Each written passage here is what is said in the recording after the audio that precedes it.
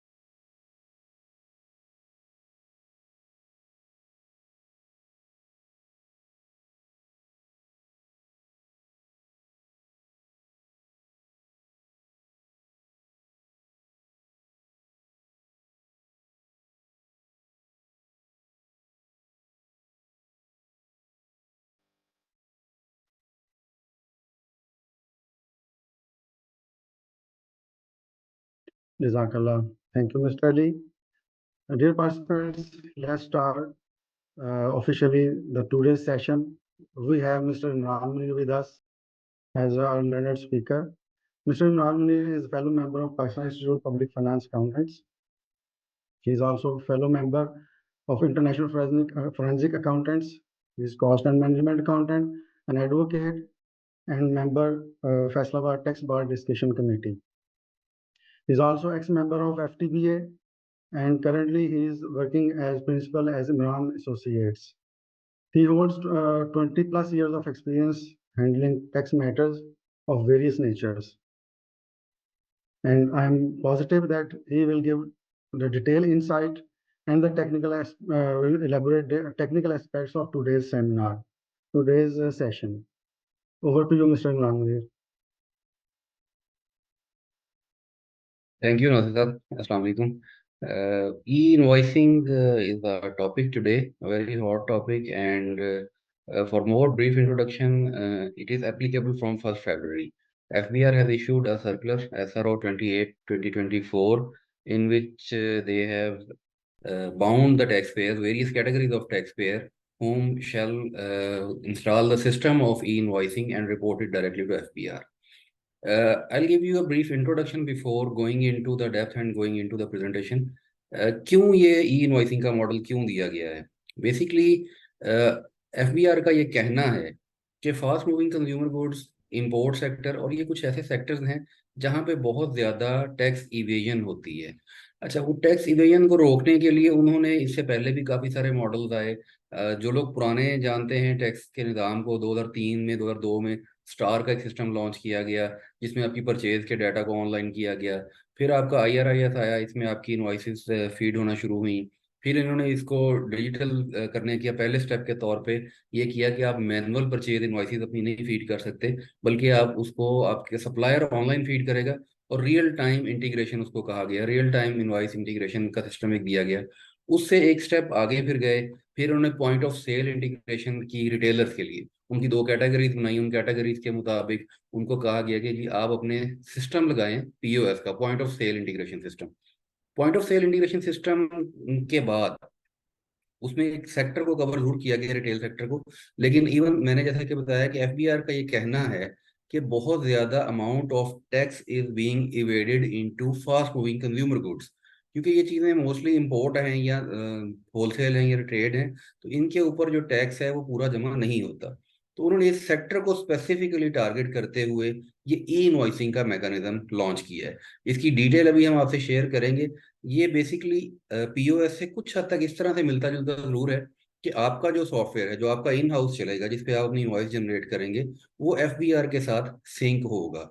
और वो एफबीआर के सिंक जो करवाएंगे आप, वो उनके वेंडर से करवाएंगे। ये वही प्रैक्टिस है जैसे पीओएस में हुई थी। जिन लोगों ने 2-3 साल पहले पीओएस को स्टडी किया हुआ है वो जानते हैं कि पीओएस में यही था कि एफबीआर ने अपने अप्रूव्ड वेंडर्स की लिस्ट दे दी थी, उनसे आप वो सॉफ्टवेयर को अपने इंटीग्रेट करवाते थे। तो इसको स्टार्ट करते हैं। मैं प्रेजेंटेशन से आपको डिटेल फिर पॉइंट वाइज गाइड करता हूँ आगे जी।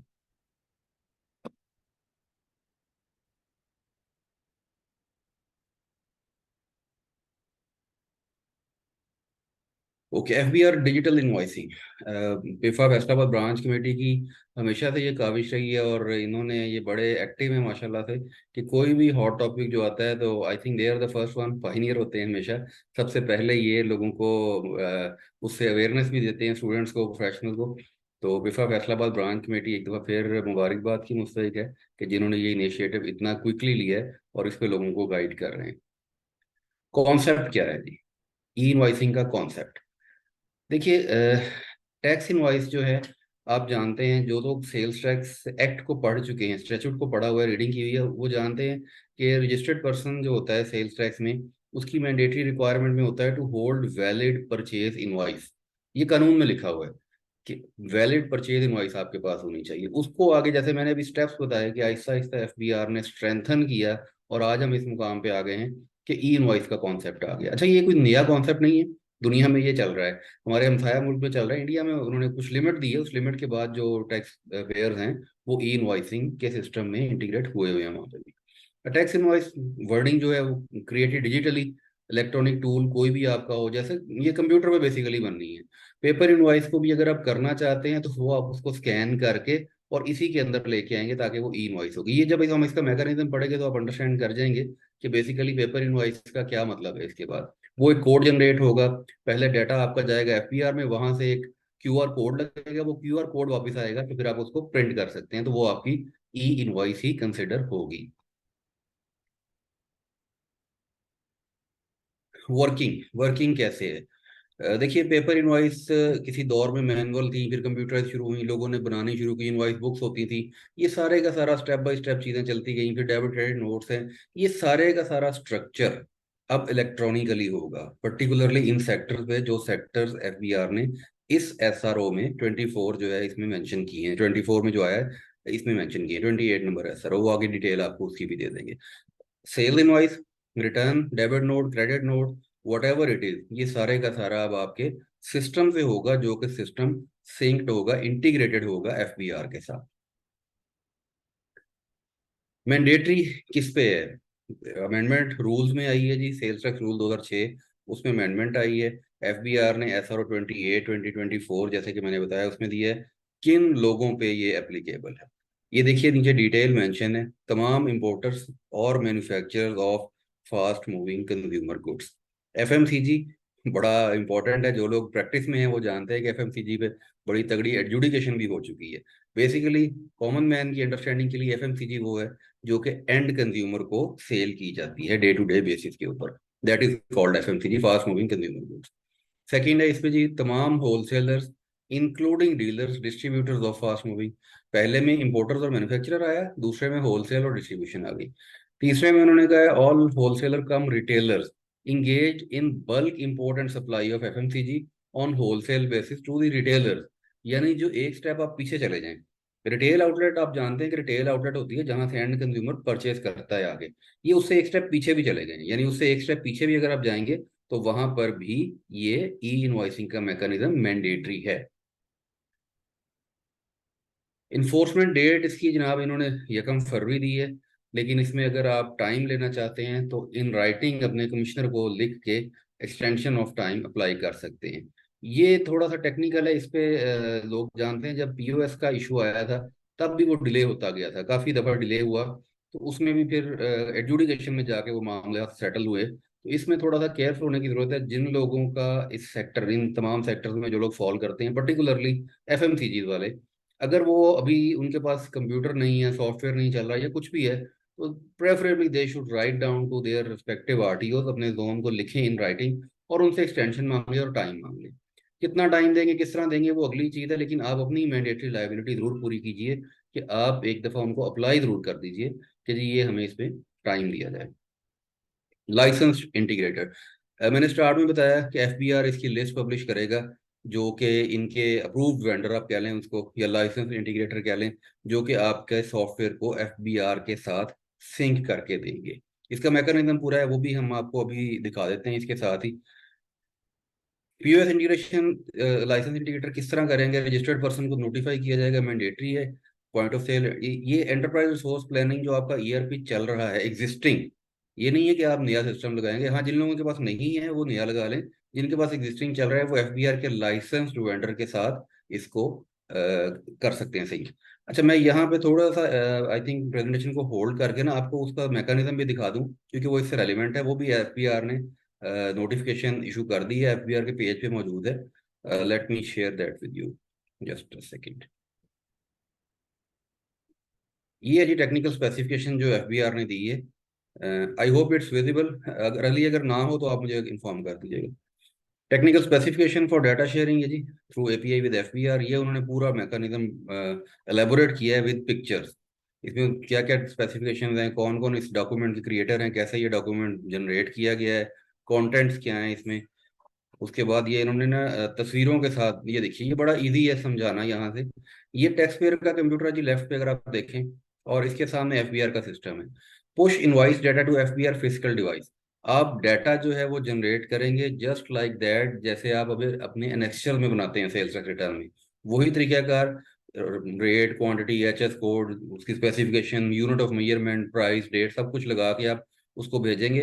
वो रियल टाइम में एफबीआर के सिस्टम से इंटीग्रेट होके वापस आपके पास आ जाएगा, और उसको एक नंबर लग जाएगा, क्यूआर कोड लग जाएगा, जिसको आप बाद में प्रिंट कर सकेंगे, and that would be called E invoice. तो ये वो मैकेनिज्म है जो मैं भी आपको बता रहा था कि किस तरीके से ई इनवॉइस जनरेट होनी है। और इसके बाद अगले बॉक्स में अगर आप देखें, उन्होंने लिखा हुआ है periodically move the invoice data to FBR online system. यानी आपके जो एनेक्स्चर है, एनेक्स्चर सी जो आपका सेल्स का है, ये periodically उसमें ऑटोमेटिकली जाता रहेगा। तो ये इसका मेन थीम है। उसके बाद नीचे इसकी टेक्निकल डिटेल्स हैं। इस डॉक्यूमेंट के अंदर, ये जो डॉक्यूमेंट इन्होंने दिया है इसके अंदर, ये देखिए, मैन्युफैक्चरर, डिस्ट्रीब्यूटर, होलसेलर, रिटेलर, वही वर्ड यहाँ पे यूज किए गए हैं। Supply chain operator, SCO word इन्होंने इसमें ऐड किया है। इंटीग्रेशन स्टेप्स हैं इसके कि किस तरह से आप स्टेप बाय स्टेप किस तरह से आप करेंगे। ये डॉक्यूमेंट बेसिकली आपके जो है ना सॉफ्टवेयर वाला, जो आपका सॉफ्टवेयर को कर रहा है, ये उसके लिए भी काम आएगा। इसके अंदर उन्होंने पूरा टेक्निकल मैकेनिज्म भी दिया है कि वो उन्होंने कैसे कैसे आपके सिस्टम को इसके साथ सिंक करना है, और कैसे सॉफ्टवेयर डाउनलोड करना है, वेबसाइट पे कैसे जाना है, किस किस लिंक को खोलना है, क्या क्या आप करेंगे। इसमें नीचे देखिए वही जो मैंने आपको पहले बात बताई थी, टाइप इनवॉइस टाइप है, purchase, sale, debit note, credit note है। सीएनआईसी आप उनका लिखेंगे, बायर सप्लायर का, जैसे आप पहले लिखते आ रहे हैं। एड्रेस है, सेल्स टाइप है, उस पर सेल्स टैक्स कितना एप्लीकेबल है, रिटेल प्राइस है, विद हेल्ड हुआ है क्या, एक्स्ट्रा टैक्स है, एफईडी उसके अंदर कोई शामिल है, विद होल्डिंग टैक्स एप्लीकेबल है, सीवीटी है। फिर उसके बाद नेक्स्ट आइटम की डिटेल आ जाएगी, HS code, product code, description, rate, unit of measurement, quantity, इस तरह की चीज़ें सारी। ये वो वही चीज़ें हैं जो इनवॉइस के ऑलरेडी आ रही हैं, लेकिन ये उन्होंने डिटेल से एलेबोरेट कर दी है। उस पे सेल्स टैक्स कितना है, विद हेल्ड है, एसआरओ। अच्छा, जहाँ पे आप कोई एग्जाम्पशन लेना चाहते हैं तो उसका आप एसआरओ का हवाला दे देंगे, या रिड्यूस रेट आएगा, या जीरो रेट आएगा, या एग्जाम्प्ट आएगा, तो उसका आप हवाला देंगे यहाँ पे। ये ऑलरेडी प्रैक्टिस में जो चीज़ें हैं ये रिटर्न के मुताबिक ही हैं। यहाँ से आके फिर टेक्निकल डाटा शुरू होता है। ये वो टेक्निकल डाटा है जो कि जो आपके सॉफ्टवेयर वाले लोग हैं उनके लिए ये काम आएगा कि कौन कौन से उनको यूआरएल्स कहाँ जाएंगे, किससे वो डाउनलोड करेंगे।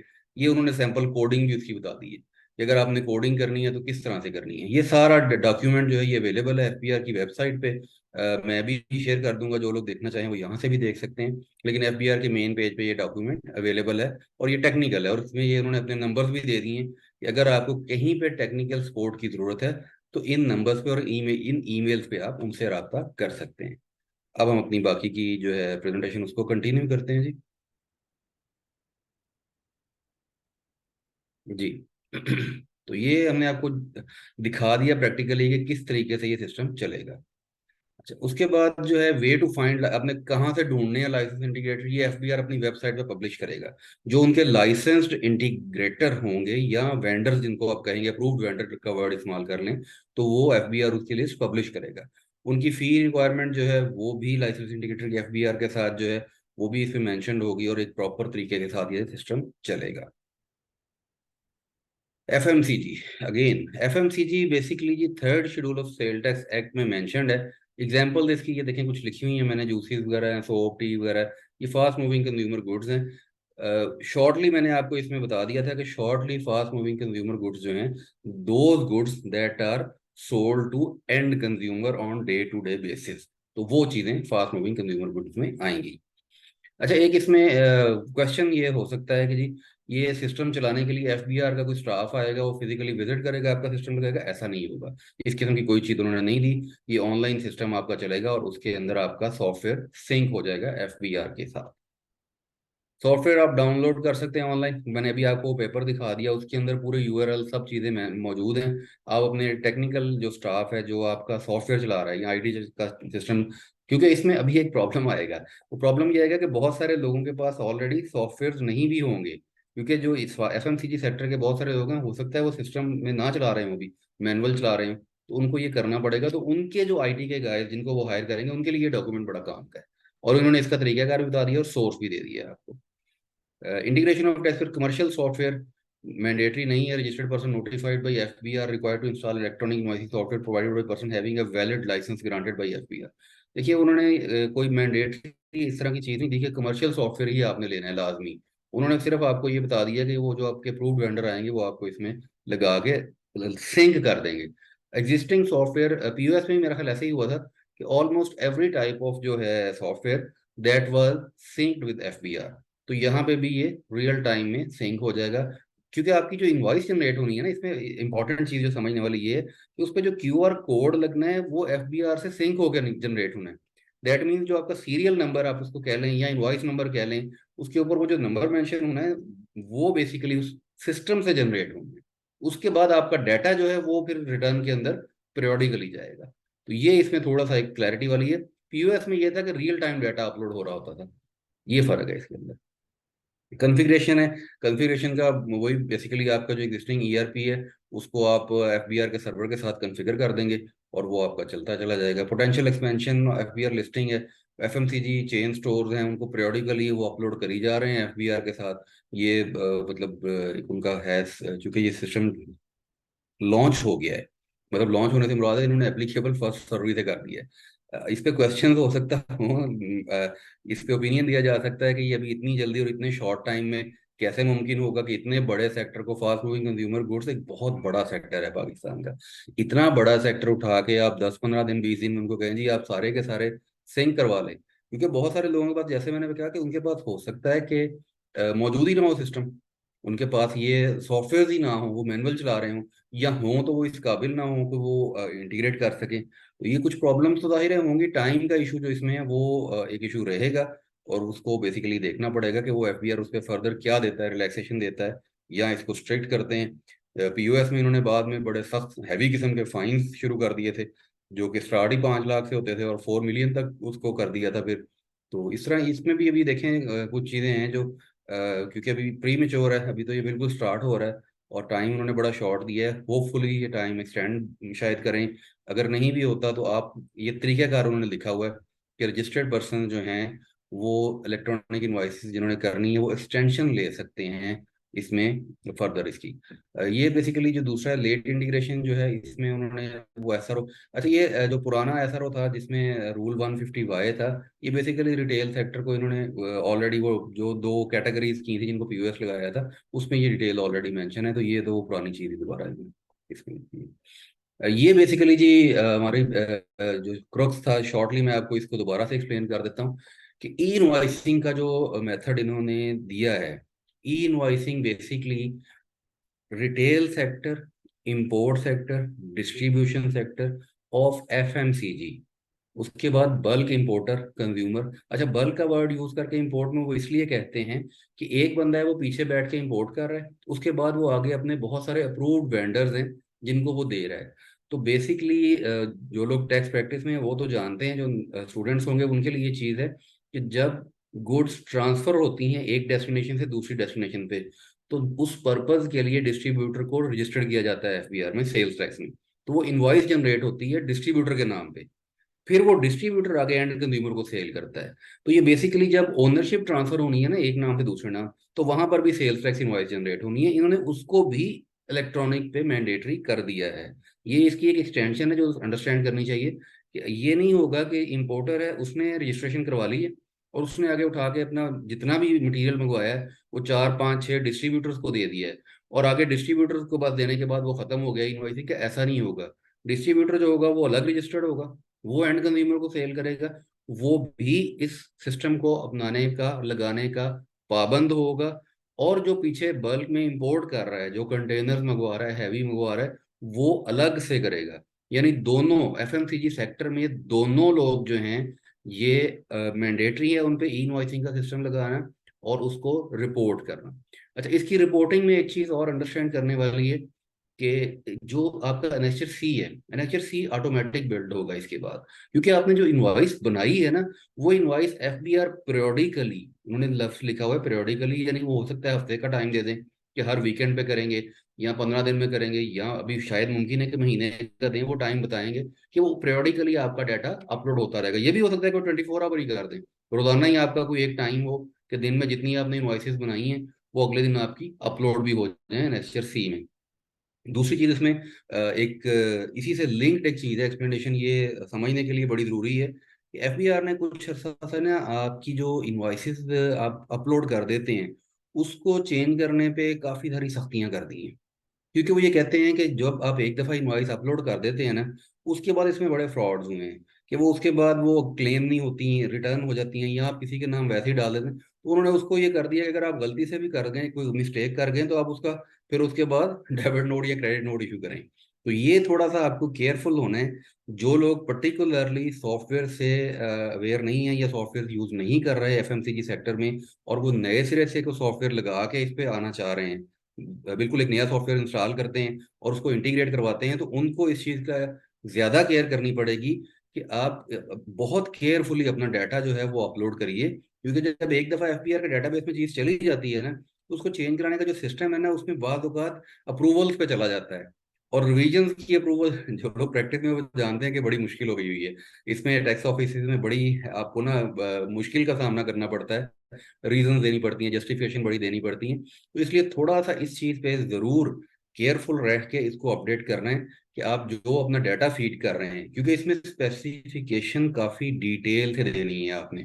जैसे आप सेल्स टैक्स इनवॉइस बनाते थे, एनएसएससी जो लोग बनाते रहे हैं, जो अभी रिसेंटली आईआरएस में आ गया था जहाँ पे सेल्स इनवॉइस मैनेजमेंट का एक पूरा सिस्टम उन्होंने दे दिया ऑनलाइन, जो लोग उस पर काम करने के आदी हैं उनके लिए शायद इसमें कोई इतनी मुश्किल ना हो। लेकिन हमारा चूंकि कंसर्न ये है कि पहले तो ये होता था ना कि लोग अपनी सेल्स इनवॉइसेस भिजवा देते थे, तो वो जो उनके कंसल्टेंट्स या एडवाइजर्स होते थे वो फीड करते थे। तो अब तो सिस्टम आपका जो लगना है इन हाउस, उस सिस्टम में ऑटोमेटिकली रिपोर्ट होना है। तो इसमें और पहले में कुछ फर्क है। तो आपको ये अंडरस्टैंड करना है कि जब इन हाउस डेवलपमेंट होनी है तो आप बारहा ऐसा नहीं कर सकेंगे कि उसको चेंज करें। देखिए, प्रैक्टिकल प्रॉब्लम्स एक अलग चीज है। बिजनेस में ऐसा होता है कि आप कोई माल किसी को भेजते हैं, अब जब आपने चीज़ें आउट करनी है, टाइम ऑफ सप्लाई की डेफिनेशन से सब लोग वाकिफ हैं।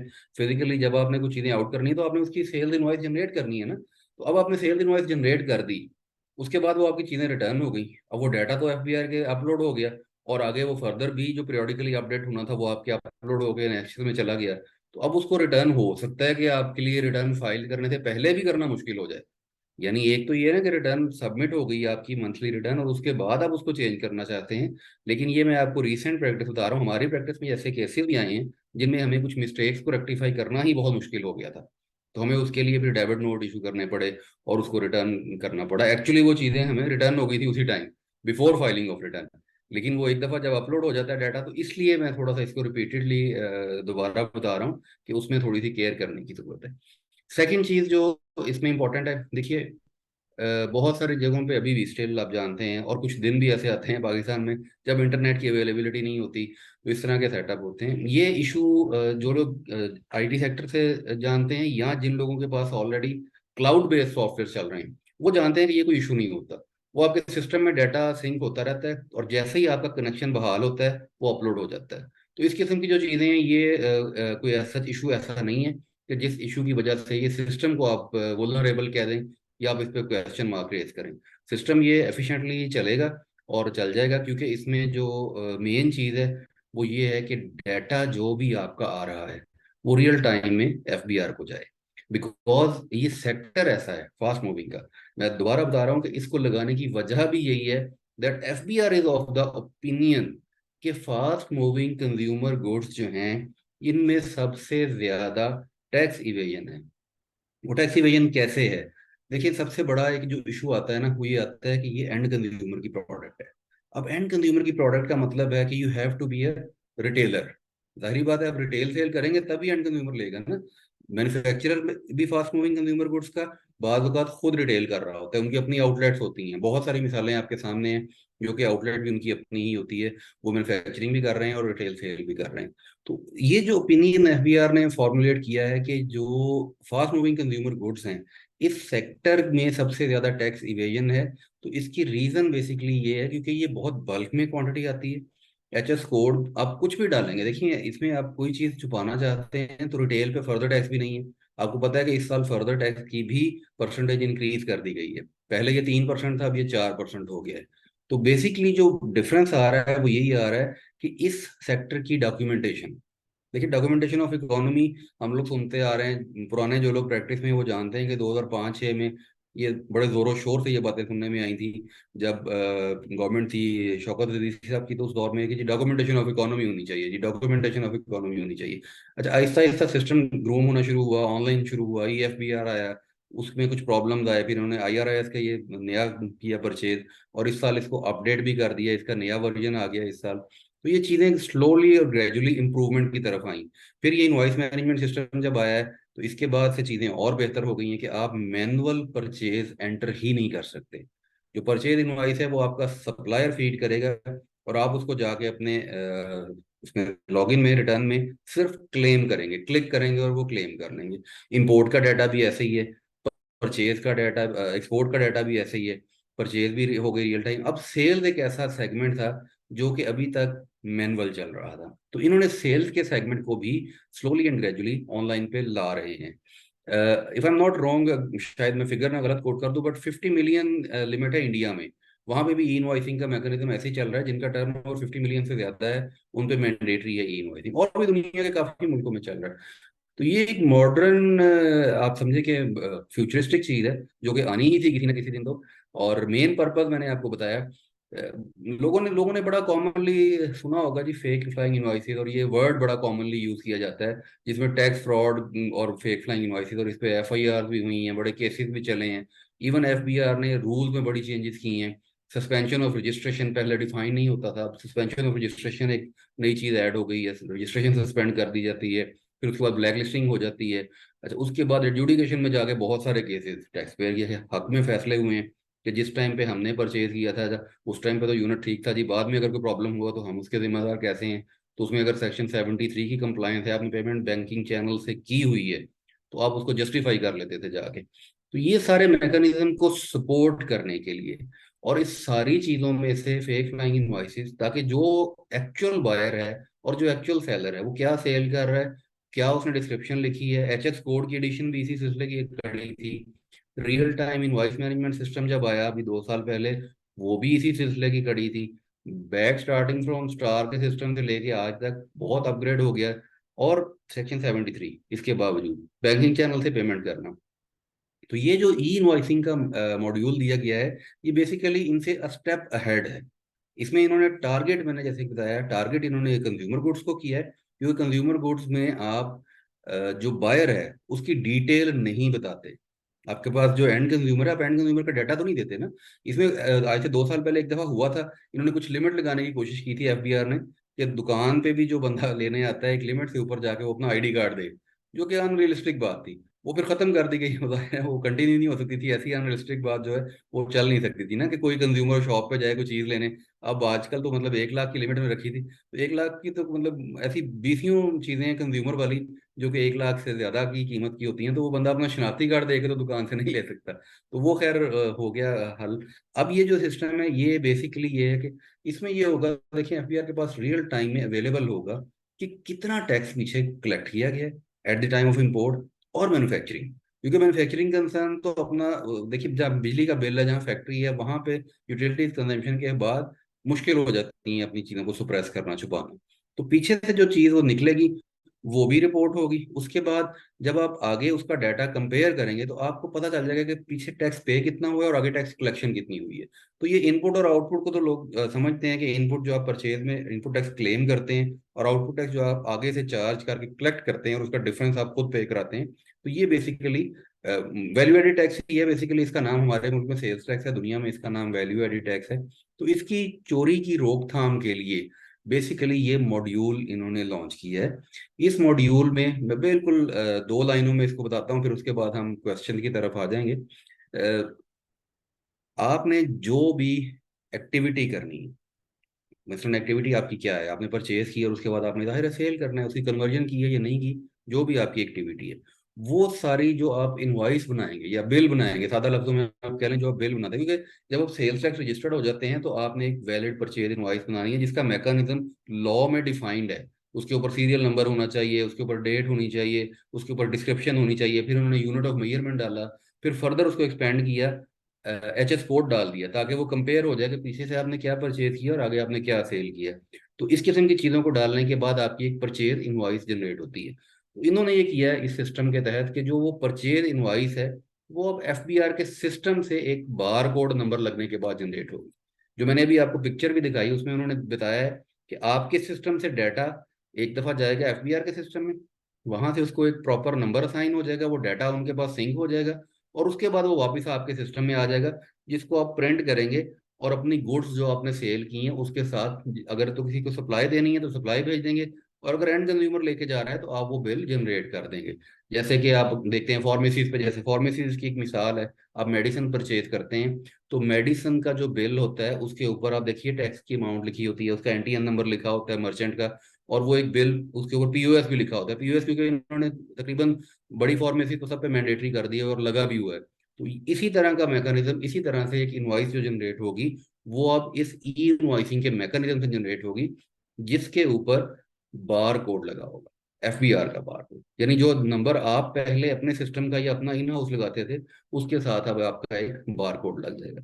और यही नंबर आपका एफबीआर का जो यहाँ से जनरेट होने वाला डाटा है ये सिंक होता चला जाएगा, और आप इसको अपने जो नेक्स्ट सी है वो आपका रियल टाइम अपडेट हो जाएगा, और आप वहां से अपनी सेल्स टैक्स रिटर्न प्रिपेयर करके चालान जमा करवा के इसकी कंजम्पशन वगैरह वो भी जो नेक्चर एफ डालते हैं, जिनका नेक्चर एच जाना होता है, रिफंड क्लेम दें, जो वट एवर जो भी प्रोसीजर है, बाकी का procedure remains the same. Addition इसमें सिर्फ यही की गई है कि जो सेल्स का डाटा है वो अब आपका एफ बी आर से सिंक होगा। पीओएस में इसमें एक फर्क मैं दोबारा बता देता हूँ कि बेसिकली वो रियल टाइम था, वो रियल टाइम था, और इसके अंदर सिर्फ ये है कि ये रियल टाइम नहीं, ये पीरियोडिक है। लेकिन इसमें जो मेन सेक्टर जो देखा गया है वो सेक्टर है फास्ट मूविंग कंज्यूमर गुड्स का। टाइप आप कॉमन अंडरस्टैंडिंग के लिए कह सकते हैं कि इट इज वन और द सेम थिंग, सिमिलर चीज है, जैसे पीओएस था तो उससे मिलती जुलती चीज है। लेकिन इसमें थोड़ा सा डिफरेंस ये आएगा, जिस तरह से मैंने आपको इनवॉइस की प्रिपरेशन का मैकेनिज्म बताया, तो ये बेसिकली प्रिपरेशन का मैकेनिज्म है। अब कंक्लूडिंग से पहले मैं बता दूं कि इसका तरीकाकार दोबारा, कि ये आप उनके अप्रूव्ड वेंडर जो हैं उनको हायर करेंगे। पीओएस में बाद बाद में ये हुआ था कि फिर तकरीबन हर बंदा ही करना शुरू हो गया था, क्योंकि उन्होंने अपने सिस्टम पे उसके लिंक्स दे दिए थे। यहाँ भी देखिए उन्होंने लैंग्वेज के साथ पूरी डिटेल मेंशन कर दी है, ये सर्कुलर एफबीआर की वेबसाइट पर पड़ा है जो मैंने आपको दिखाया।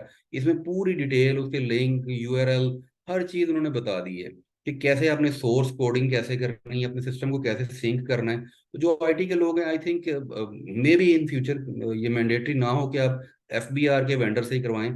आपका जो भी आईटी का बंदा हो जिसने आपका सिस्टम बनाया हुआ है, जिसने आपको सॉफ्टवेयर दिया हुआ है, वही इसको अपलोड करने के काबिल हो जाए और वो इसको करके आपका सिस्टम रियल टाइम में रन कर दे। तो ये बेसिकली जी ई इनवॉइसिंग के हवाले से आज का हमारा टॉपिक था। आई होप मैंने काफ़ी डिटेल से डिस्कशन इसमें कर ली।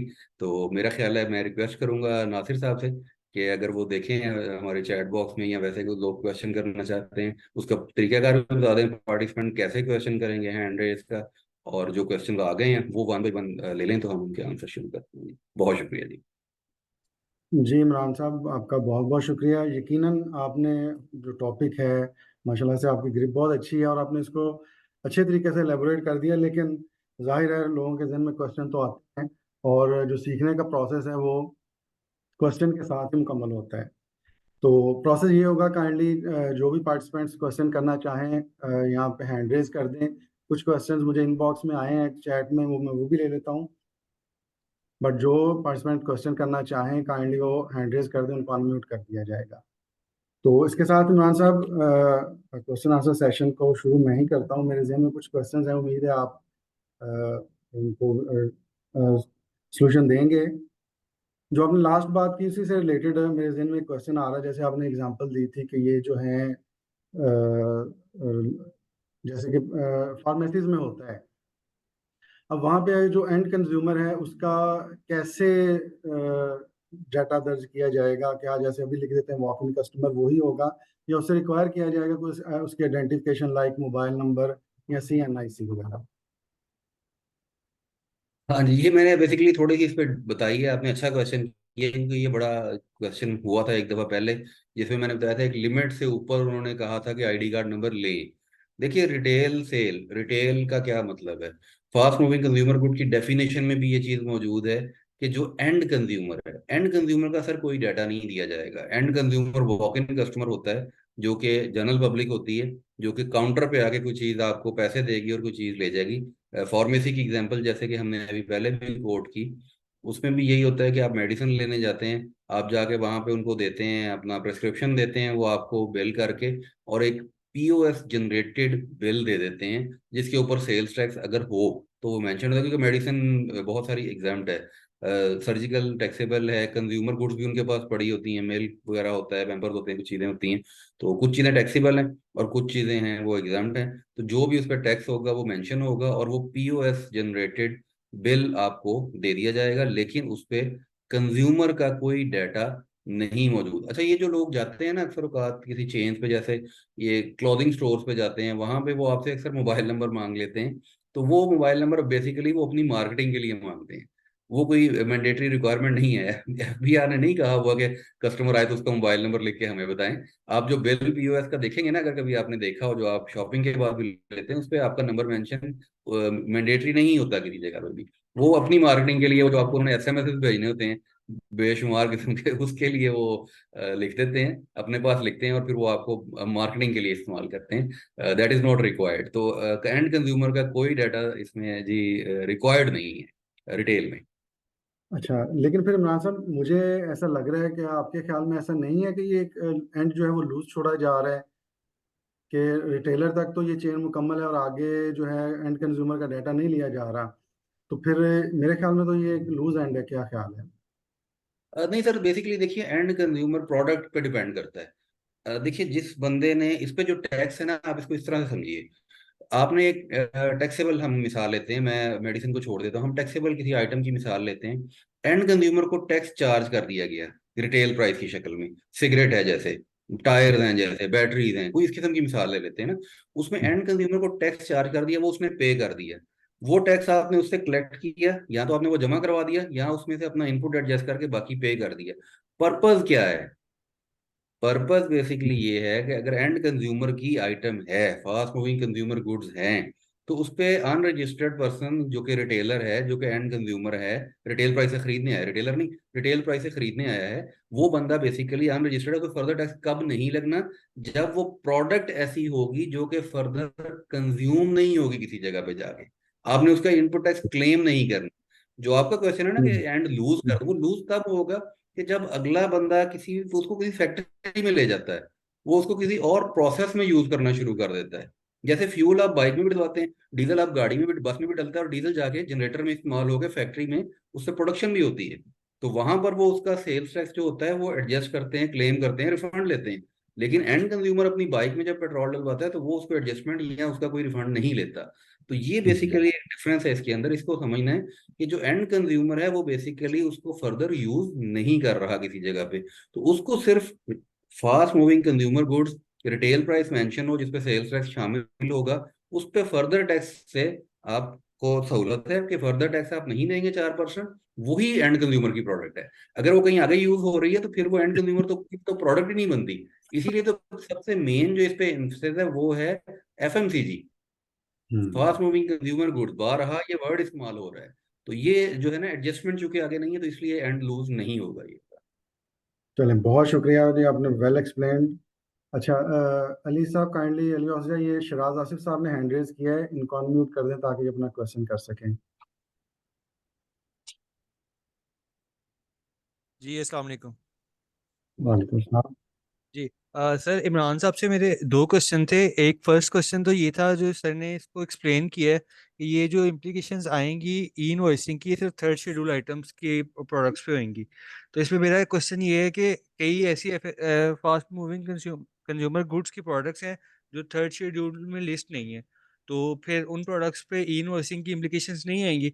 और सेकंड मेरा क्वेश्चन ये था कि इसमें इंटीग्रेटर्स की बात की गई है कि इंटीग्रेटर्स की लिस्ट आएगी।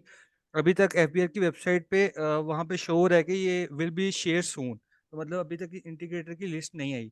तो जो 1 फरवरी से इसकी इम्प्लीकेशंस हो गई हुई हैं, तो उसको अब कैसे कॉप अप किया जाएगा कि मतलब अभी तक तो हमारे पास इंटीग्रेटर की लिस्ट ही नहीं है, तो हम किन से ये सिस्टम इंटीग्रेट करवाएं और अपनी इनवॉइसिंग को ई इनवॉइसिंग पे ले जाएं। तो वो 1 फरवरी से जो इम्प्लीमेंटेशन आ रही है उसमें तो फिर टाइम लैप्स आ जाएगा, मतलब वो इन केस के 15 फरवरी या किसी भी पॉइंट ऑफ टाइम पे जाके इंटीग्रेशन होती है, तो ये 15-20 दिन की जो नॉन कंप्लायंस रहेगी, इस पे सर अपना ओपिनियन दे देंगे, इसको किस तरह देखेंगे। Thank you. जी जनाब, आपका क्वेश्चन बड़ा वैलिड है। एंड आई वाज एक्सपेक्टिंग कि ये सबसे पहला सवाल ही ये होगा, क्योंकि मैंने जब बात की थी ना पीओएस की, तो मैंने उस टाइम भी यही बात बताई थी कि ये टाइमलाइन दे देते हैं और वो टाइमलाइन तक पे फिर वो मतलब उनका सिस्टम ही प्रिपेयर्ड नहीं होता और चीज़ें भी रेडी नहीं होती।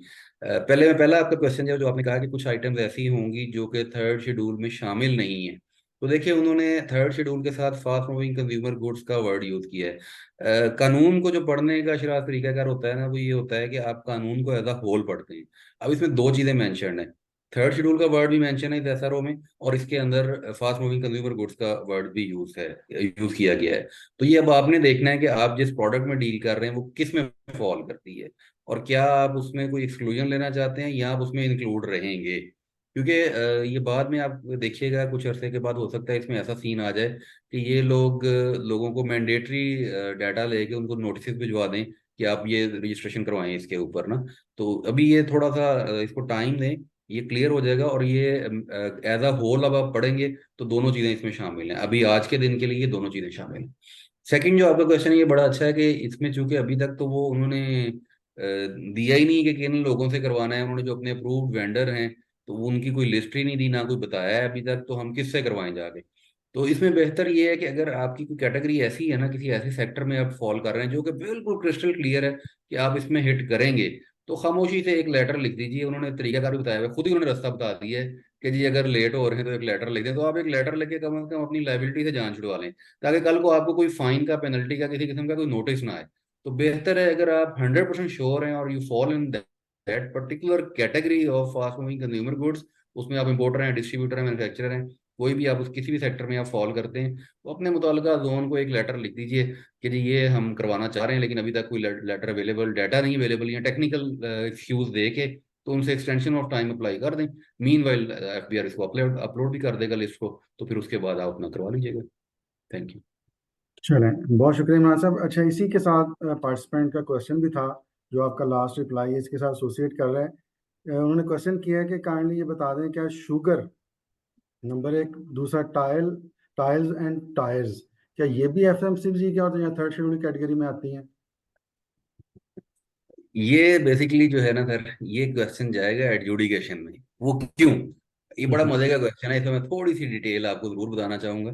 जी जी जो प्लीज। है ना सर, शुगर शुगर तो ऑब्वियसली एफएमसीजी में ही फॉल करेगी, शेड्यूल में लिस्टेड है। टायर के हवाले से ना मैं आपको बताता हूँ कि बहुत सारी प्रोडक्ट्स, रिसेंटली कुछ एडजुडिकेशन ऐसी हुई, मुल्तान हाई कोर्ट ने एक केस डिसाइड किया बैटरीज के हवाले से, जिसपे उन्होंने बैटरीज को फास्ट मूविंग कंज्यूमर गुड में शामिल किया। अब एफएमसीजी की डेफिनेशन क्या है? एफएमसीजी की डेफिनेशन ये है कि जो एंड कंज्यूमर लेके जाता है। अब आपने जितने नाम लिए सारे के सारे एंड कंज्यूमर प्रोडक्ट हैं, तो इसका मतलब है सारे ही एफएमसीजी होने चाहिए। लेकिन अगर आप लॉ में एफएमसीजी पढ़े ना, तो उसमें एक अमेंडमेंट आई है अभी रिसेंटली कुछ अर्सा पहले, जिसमें उन्होंने ड्यूरेबल गुड्स को एक्सक्लूड किया है। तो हम्म अगर कानून की डिटेल्ड स्टडी करेंगे तो आपको इसमें से एफएमसीजी में से ड्यूरेबल गुड्स की एक्सक्लूजन नजर आएगी। अब यहाँ पे कॉन्ट्राडिक्शन है। एक तरफ लॉ कह रहा है कि फास्ट मूविंग कंज्यूमर गुड्स जो हैं वो एंड कंज्यूमर प्रोडक्ट है, दूसरी हम्म तरफ उन्होंने एक अमेंडमेंट के जरिए ड्यूरेबल गुड्स को उसके अंदर से निकाला है। अब ड्यूरेबल गुड्स को कोर्ट्स कैसे डिटरमिन करती हैं? एक जनरल परसेप्शन ये है कि उसकी लाइफ अगर 3 ईयर से कम है, लेकिन ये कोई हार्ड एंड फास्ट रूल नहीं है, कानून में कहीं नहीं लिखा हुआ। जब आपको नोटिस आएगा तो आप नोटिस में जाकर उनसे फाइट करेंगे, जी मेरी चीज तो एफएमसीजी में फॉल करती है, वो कहेंगे नहीं भाई आपकी चीज तो ड्यूरेबल में फॉल करती थी, आप तो इस पे फर्दर टैक्स दें। तो ये थोड़ा सा एक मैटर जो है, ये लॉ की एम्बिग्यूटी है, जिसमें अगर आप प्लेन रीडिंग ऑफ स्टैट्यूट करेंगे तो प्लेन रीडिंग आपको यही बताएगी कि durable goods are not fast moving consumer goods. जिसकी लाइफ ज्यादा है, जो ड्यूरेबल है, जो हम्म। पायदार है, वो एफएमसीजी में फॉल नहीं करती। ये प्लेन रीडिंग ऑफ स्टैट्यूट है। लेकिन रिसेंटली चूंकि पीछे इस पे एडजुडिकेशन भी हुई हैं, तो इसलिए कुछ लोग शायद उसका हवाला लेके उस पर कोई बेनिफिट भी ले जाएं। But plain answer of the question is that fast moving consumer goods exclude durable goods. Thank you. Okay, it means कि हम कंसीडर कर सकते हैं टाइल्स एंड टायर्स ये ड्यूरेबल गुड्स में आ सकती हैं सर, अंडर लिटिगेशन। अच्छा मैं फिर अगर ये इसके लफ्ज कह दूंगा ना कोई दोस्त इसे ऑब्जेक्शन करेगा। मैं लफ्ज नहीं कहूंगा आपको, मैंने इसलिए बड़ी डिटेल से बता दिया दोनों का डिफरेंस, चलो, कि दोनों में डिफरेंस क्या है, और अच्छा। कानून की प्लेन रीडिंग भी बता दी कि लॉ में क्या वर्ड लिखे हैं। एफएमसीजी के अंदर ही ब्रैकेट में उसी हम्म, के उसी लाइन के नीचे ही लिखा हुआ है, but not include durable goods, तो फिर वो आपको देखना पड़ेगा। लेकिन एडजुडिकेशन मौजूद है सर इस पे, और टायर्स पे भी एडजुडिकेशन मौजूद है। जो टायर ट्यूब्स हैं, इन पे भी एडजुडिकेशन मौजूद है, और इनको एफएमसीजी कहा गया है। बैटरीज को कहा गया है, मोटरसाइकिल पार्ट्स को कहा गया है। ये हाईकोर्ट का फैसला है, मुल्तान हाईकोर्ट का। चलें, बहुत शुक्रिया। अच्छा, इसके साथ ही देखिए मैं शुगर के ऊपर तो रिसेंटली शुगर और कुछ और सेक्टर्स के ऊपर उन्होंने TTS track and trace system लगाया है। तो ये मेरा ख्याल उसी सिलसिले की अगली कड़ी है, क्योंकि शुगर बहुत सारी जगहों पे एंड कंज्यूमर को नहीं, मैन्युफैक्चरर्स को भी दी जाती है। तो मेरा ख्याल है कि ये चीज़ उसको भी कवर अप कर लेगी, आई थिंक। जी जी, ये जो देखिए ये तो मैंने बड़ा क्लियर पहले किया ना, जब हमने इसको स्टडी किया ना इस मॉड्यूल को, तो मैंने उसमें मेन चीज ही आपको ये बताई थी कि इसको उन्होंने किस तरह से इस सिस्टम को बनाया, किस तरीके से है। ये बेसिकली जो है ना, मैंने आपको बताया कि जो कंज्यूमर सेक्टर है, मतलब एंड कंज्यूमर सेक्टर है, एफएमसीजी सेक्टर है, ये बेसिकली उसी के लिए है। तो अगर ये कहीं इनपुट के तौर पे आगे यूज हो गया, फिर तो वो सीन डिफरेंट हो गया ना। टैक्स इवेजन ही बचानी है ना उन्होंने, फर्दर टैक्स को भी बचाना है, और मेन जो प्रिंसिपल टैक्स है एडजस्टमेंट, उसको भी वैलिडेट करना है। चलें, ठीक हो गया। अच्छा, नेक्स्ट एक क्वेश्चन पार्टिसिपेंट ने किया था, उसके साथ मैं अपना भी क्वेश्चन एक रिलेट करूंगा, तकरीबन मिलते जुलते हैं। क्वेश्चन ये है कि पीएस सिस्टम इंस्टॉल हो गया, इंटीग्रेट हो गया एफबीआर के साथ। एक तो क्या ये सर्व कर देगा पर्पज इस एसआरओ के तहत? प्लस इसके साथ जो आप रिलेट करके काइंडली बता दें कि जो फिर मैंडेटरी रिकॉर्ड्स में आता है सप्लाई रजिस्टर या फिजिकल इनवाइस, क्या ये उसका भी पर्पज साथ में सर्व हो जाएगा? वो मेंटेन बनाने की जरूरत तो नहीं पड़ेगी? जी जी, अगर मैं उस पिक्चर को दोबारा से आपको दिखा देता हूँ, अगर आप कहते हैं, उसके अंदर उन्होंने बड़ा डिटेल से ये बताया है कि हम्म आप इनवॉइस जनरेट करेंगे, वो हम्म इनवॉइस जाएगी एफबीआर के डेटाबेस में। एफबीआर का डेटाबेस से उस पे वो बार कोड जो मैंने इसको सिंपल कर दिया ना, उन्होंने वर्ड सिर्फ डेटाबेस ही लिखा हुआ है कि वो अपलोड होगी और वापस आपके सिस्टम में आएगी। मैंने उस पर कह दिया कि वो बार कोड लग के वापस आ जाएगी। तो उसके बाद जब आप उसका प्रिंट ले लेंगे, तो that would be a valid purchase invoice under sales tax act 1990। मैंने पहले भी बताया कि सेल्स टैक्स रजिस्टर्ड पर्सन के पास वैलिड परचेज इनवॉइस होनी मैंडेटरी है, ये कानून की वर्डिंग है। तो वो जो इनवॉइस आपके पास वापस आएगी वो वैलिड हो जाएगी और वो आपका डॉक्यूमेंट बन जाएगा। अब आ गई बात जो हम सेल परचेज रजिस्टर, देखिए मैं personally I am of the opinion कि ये जो एफबीआर की साइट पे आपका नेचर सी बन रही है, आपका बड़ा कॉम्प्रिहेंसिव सेल रजिस्टर्ड है। तो आई हम्म, थिंक किसी एफबीआर ऑफिसर को अब इसके बाद दोबारा से कोई मैनुअल सेल रजिस्टर या किसी कंप्यूटर पे जनरेटेड सेल रजिस्टर नहीं मांगना चाहिए, बिकॉज जितनी डिटेल नेचर सी में मौजूद है वो हम्म, मतलब I think more than enough है। तो बिल्कुल for me nature see is a valid sale register for me. अगर कोई एफबीआर ऑफिसर मांगता है तो ट्राई टू कन्विंस हिम कि भाई जो रिक्वायरमेंट है वो ये पूरी कर रहा है, तो अब और आपको ठीक क्या है। चाहिए। चलें, बहुत शुक्रिया। अच्छा, नेक्स्ट क्वेश्चन एक पार्टिसिपेंट की तरफ से है कि अगर जैसे इनवाइस आपने बताया कि बना दिया, चूंकि ये रियल टाइम नहीं है, पीरियोडिक डाटा है, तो अगर उसमें हम चेंज करनी चाह रहे हैं, से हमने आज इनवाइस बनाई है, कल कोई गलती डिटेक्ट हो गई है, तो क्या हम उसको अपडेट कर सकेंगे, चेंज कर सकेंगे, या फिर इसके लिए डेबिट और क्रेडिट नोट ही रह जाएगा वाहिद हाल? नासिर साहब एक छोटी सी मैं फर्दर चीज दे दूं।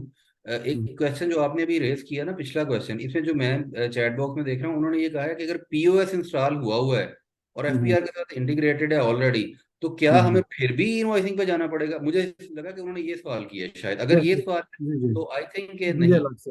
हाँ आई थिंक नहीं, बिकॉज ऑलरेडी आप सिंक्ड हैं एफबीआर के साथ, तो आपका पर्पस तो फुलफिल हो रहा है ना। तो अब मेरा इसमें जवाब नहीं है। दूसरी जो भी आपने चीज पूछी, ये दूसरा क्वेश्चन जरा दोबारा रिपीट कर देंगे जो भी आपने पूछा। नहीं, बस यही था कि डाटा जो है, अगर उसमें रिक्वायर्ड चेंज रिक्वायर्ड है, हाँ आज हमने चेंज, device ओके। बनाई है, तो अच्छा, उसका। मैंने इस पे चेंज पे ना एक आपको बड़ी डिटेल से रीसेंट प्रैक्टिस भी बताई कि हम्म, जो इन्होंने नेक्सट सी है ना, जो एग्जिस्टिंग सेटअप है, उसके अंदर भी लिमिट कर दी है कुछ चीजें कि नेक्स्ट सी अगर सबमिट हो जाता है और वो क्लेम हो जाता है और वो बाद में रिटर्न हो जाती हैं चीजें before filing of return even, तो हम्म, ये उसको भी कह रहे हैं कि आप डेबिट नोट इशू करें।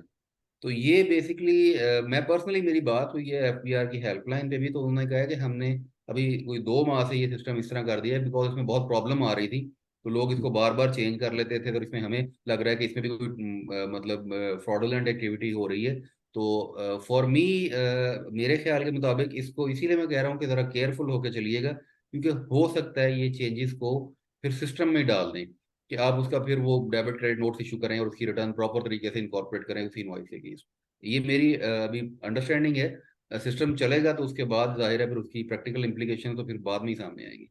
एक एहसन अली साहब लेना चाह रहे हैं क्वेश्चन, अगर आप इनका लेने question. Hmm. Ji Ali, please इनका माइक अनम्यूट कीजिएगा, एहसन अली साहब।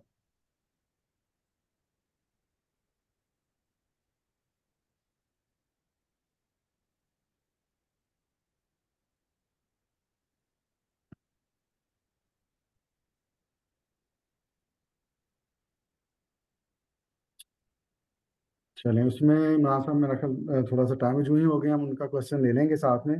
जी ठीक। अच्छा, नेक्स्ट क्वेश्चन है मेरे पास एक काइंडली, इसके साथ हमने ये सारा इसका इनवाइस का प्रोसेस तो हमने डिस्कस कर लिया। काइंडली ये बताइएगा कि ऑडिट का क्या प्रोसीजर होगा, क्या उस केस में हमें खुद लिंक देना पड़ेगा, या खुद ब खुद ऑडिट इसका होता जाएगा साथ साथ? देखें ये जो है ना, इसका ये क्वेश्चन आपका अच्छा है। ऑडिट बेसिकली क्या है? देखिए ऑडिट 2 किस्म की इंक्वायरीज एफबीआर करता है सेल्स टैक्स में। सेक्शन हम्म, 25 है जिसमें डेस्क ऑडिट है आपका, जिसमें वो पूरा रिकॉर्ड मांगते हैं। उसके अलावा सेक्शन 11 है जिसमें वो कोई भी स्पेसिफिक इंफॉर्मेशन पे 5 साल की जो लिमिट है आप जानते हैं, 5 साल तक वो अपना कोई भी रिकॉर्ड आपसे मांग सकते हैं। हम्म, टू मी ऑडिट जो है ना, ऑडिट एक बड़ा ब्रॉड वर्ड है, बड़ा लफ्ज है। ऑडिट में और बहुत सारी चीजें आ जाती हैं। ये जो सिस्टम है ना, ये सिंपल आप ट्वेंटी बेसिकली। फाइव का ऑडिट ही समझ लें, नॉर्मली जो टैक्स पेयर को जिसका ज़्यादा सामना करना पड़ सकता है या जी पड़ता है नॉर्मली। जी ओके। मैं यही कहना चाह रहा हूँ, जो ये बेसिकली सिस्टम लगा देना और इसको चला देना will not substitute the audit. Audit एक सेपरेट चीज़ है, उसका स्कोप बहुत बड़ा है, उसमें कंजम्पशनें आएंगी, पेमेंट प्रूफ्स आएंगे आपके, और बहुत सारी चीज़ें आ जाती हैं ऑडिट के। आप जानते हैं जब वो नोटिस आता है उसकी एक लंबी सी चेकलिस्ट बनी हुई होती है, वो सारी चीज़ें वेरीफाई होती हैं, सुप्रेशन ऑफ सेल्स के इशू आ सकते हैं उसके अंदर, काफ़ी कुछ है। तो audit is a vast thing. ये सिर्फ और सिर्फ आपकी जो है सेल्स को मॉनिटर कर रहा है रियल टाइम। जी अब चलो, दोबारा ट्राई कीजिए हसन अली साहब को, शायद उनका आ जाए। जी।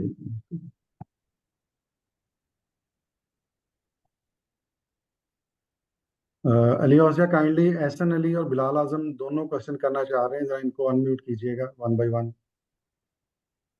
जी जी अस्सलाम बिलाल। वालेकुम। जी जी।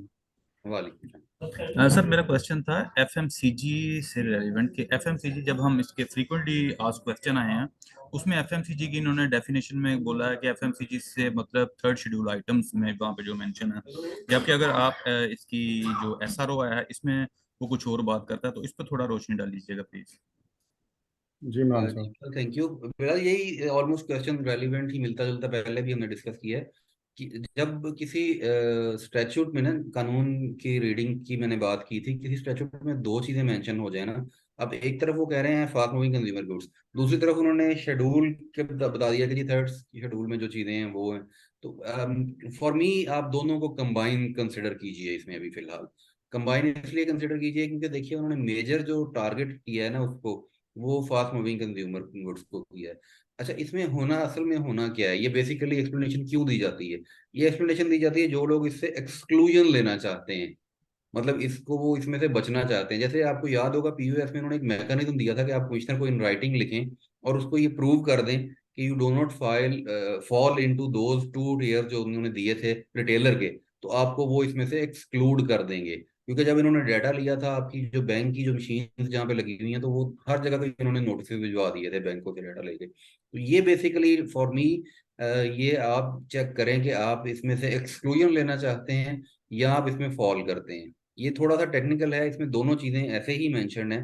तो जब स्टैचूट क्योंकि ऐसा रो हो सकता है ये नेक्स्ट अभी इसमें उसमें कानून में ही डाल दें इसको, अगर ये अमेंडमेंट में रखते हैं। मोस्टली ऐसा रो ऐसे ही होते हैं क्योंकि ऐसा रो वैसे भी असल में तो ये फॉर द टाइमिंग होता है, लेकिन हमारे मुल्क में कानून ऐसा रो की बेस पे चली जा रहा है।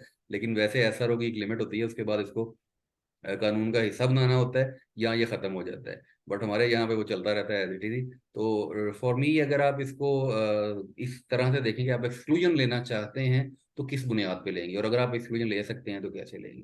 अदरवाइज फिर आप इन दोनों को कंबाइनली ही देखिएगा। जी थैंक यू बहुत वेरी मच शुक्रिया। सर। ओके। एहसन साहब, अली प्लीज इनका माइक अनम्यूट कीजिएगा।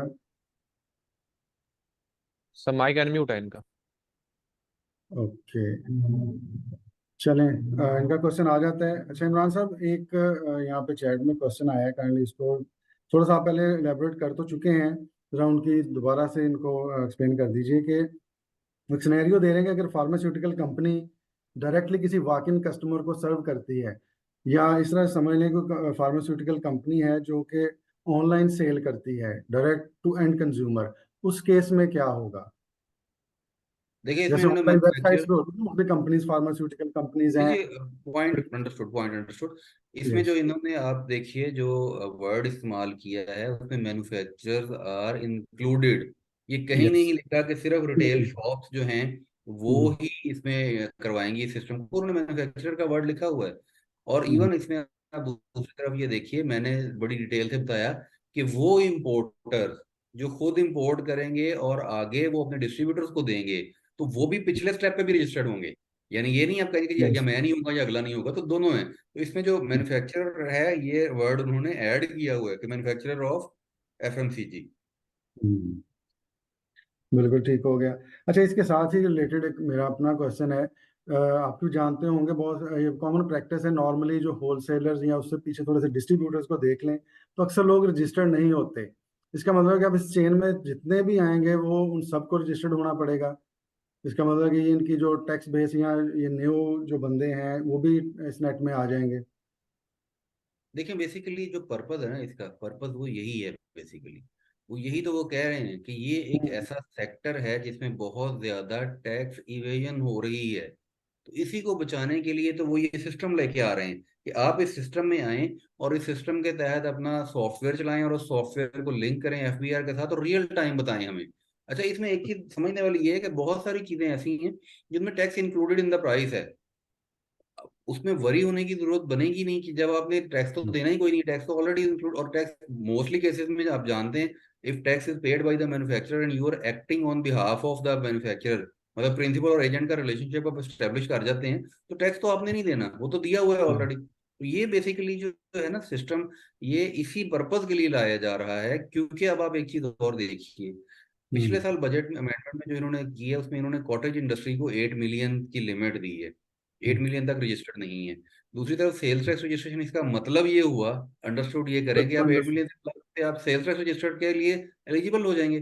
तो आपको अगर आप 8 मिलियन तो कुछ भी बिजनेस नहीं है, कोई भी बिजनेसमैन छोटा शॉपकीपर भी इससे ऊपर चला जाता है। तो रिटेल के तौर पे वो लोग रजिस्टर्ड होते चले जाएंगे और वो इसकी इनवॉइस रियल टाइम में करते चले जाएंगे, तो पूरा एक डेटाबेस आपका पीछे बन जाएगा कि इतना टैक्स टोटल इसका इनपुट के तौर पे पीछे कलेक्ट हुआ है, पीछे दिया गया है, और आगे ये इतनी सप्लाईज दे दी गई हैं एंड कंज्यूमर को, और ये प्रोडक्ट जो थी ये फास्ट मूविंग कंज्यूमर गुड्स थी, जो कि इसका टैक्स किसी जगह पे गलत इस्तेमाल नहीं हुआ इनपुट के तौर पे। यही चीज तो वो रोकना चाह रहे हैं।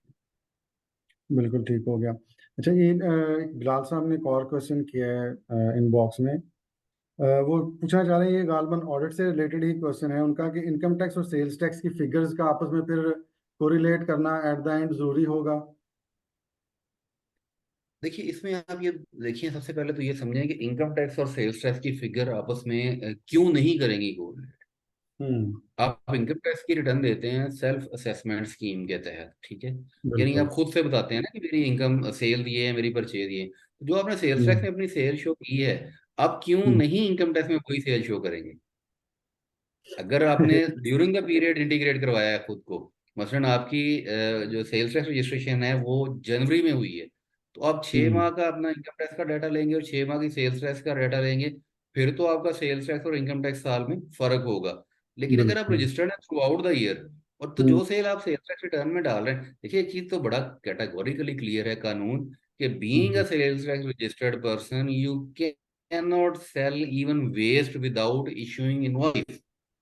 तो hmm. Sales tax registered person ने तो एक सुई भी नहीं बेचनी इनवॉइस की बगैर, उसने तो जो बेचना है उसकी इनवॉइस करनी है, और उस पर अगर सेल्स टैक्स है सेल्स टैक्स लिखना है, अगर वो अनरजिस्टर्ड को जा रही है तो फर्दर टैक्स चार्ज करना है। तो अगर वो आप मतलब ये डिफरेंस नहीं आएगा इसमें किसी जगह पे भी, आपका इनकम टैक्स का और सेल्स टैक्स का डाटा मैच होगा, जी जी और ये बिल्कुल। करना भी है आपने। नेचुरली भी जी ऐसे ही है, और ये करना पड़ेगा, अदरवाइज ये ऑडिट की फर्स्ट ऑब्जर्वेशन ही बन जाती है। जी बिल्कुल। ओके।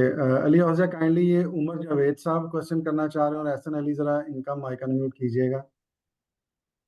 एहसन साहब मेरा ख्याल चैट बॉक्स में भेज दें मैसेज, इनका काफी दफा कोशिश की है, हो नहीं रहा अनम्यूट, तो चैट बॉक्स में भिजवा दें तो बेहतर है। दूसरी, उमर जावेद साहब ने भी चैट बॉक्स में हैंड रेज किया है, काइंडली इनका भी देख लें अगर अनम्यूट हो सकता है। अस्सलाम।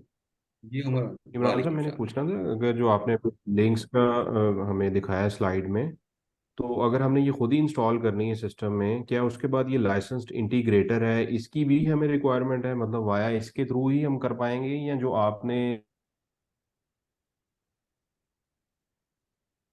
आईटी टीम के थ्रू उसी को डाउनलोड करके इंस्टॉल करके इंटीग्रेट कर सकते हैं? Number one.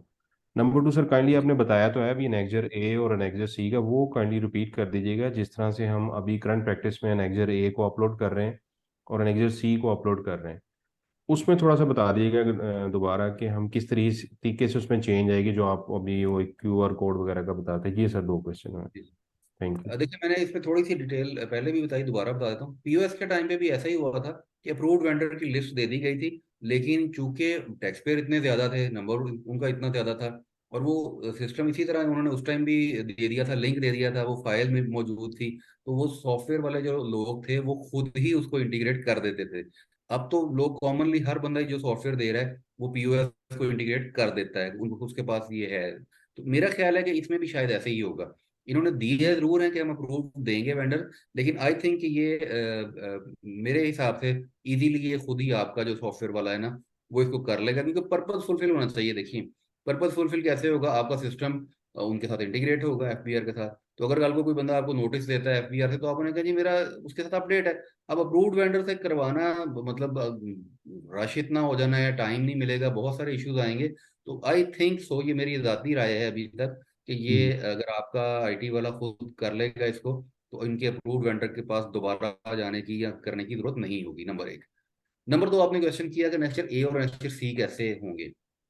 देखिए, नेक्स्ट ईयर ए तो सेम जैसे जैसे पहले आपका इनपुट आती है, आपका सप्लायर अपनी रिटर्न फीड करेगा, अपना नेक्स्ट ईयर ए सबमिट कर देगा, तो आपके नेक्स्ट ईयर अपना नेक्स्ट ईयर सी सबमिट कर देगा, तो आपके नेक्स्ट ईयर ए में उसका डाटा आ जाएगा, जो आप फैच करके उसको अपलोड कर लेंगे।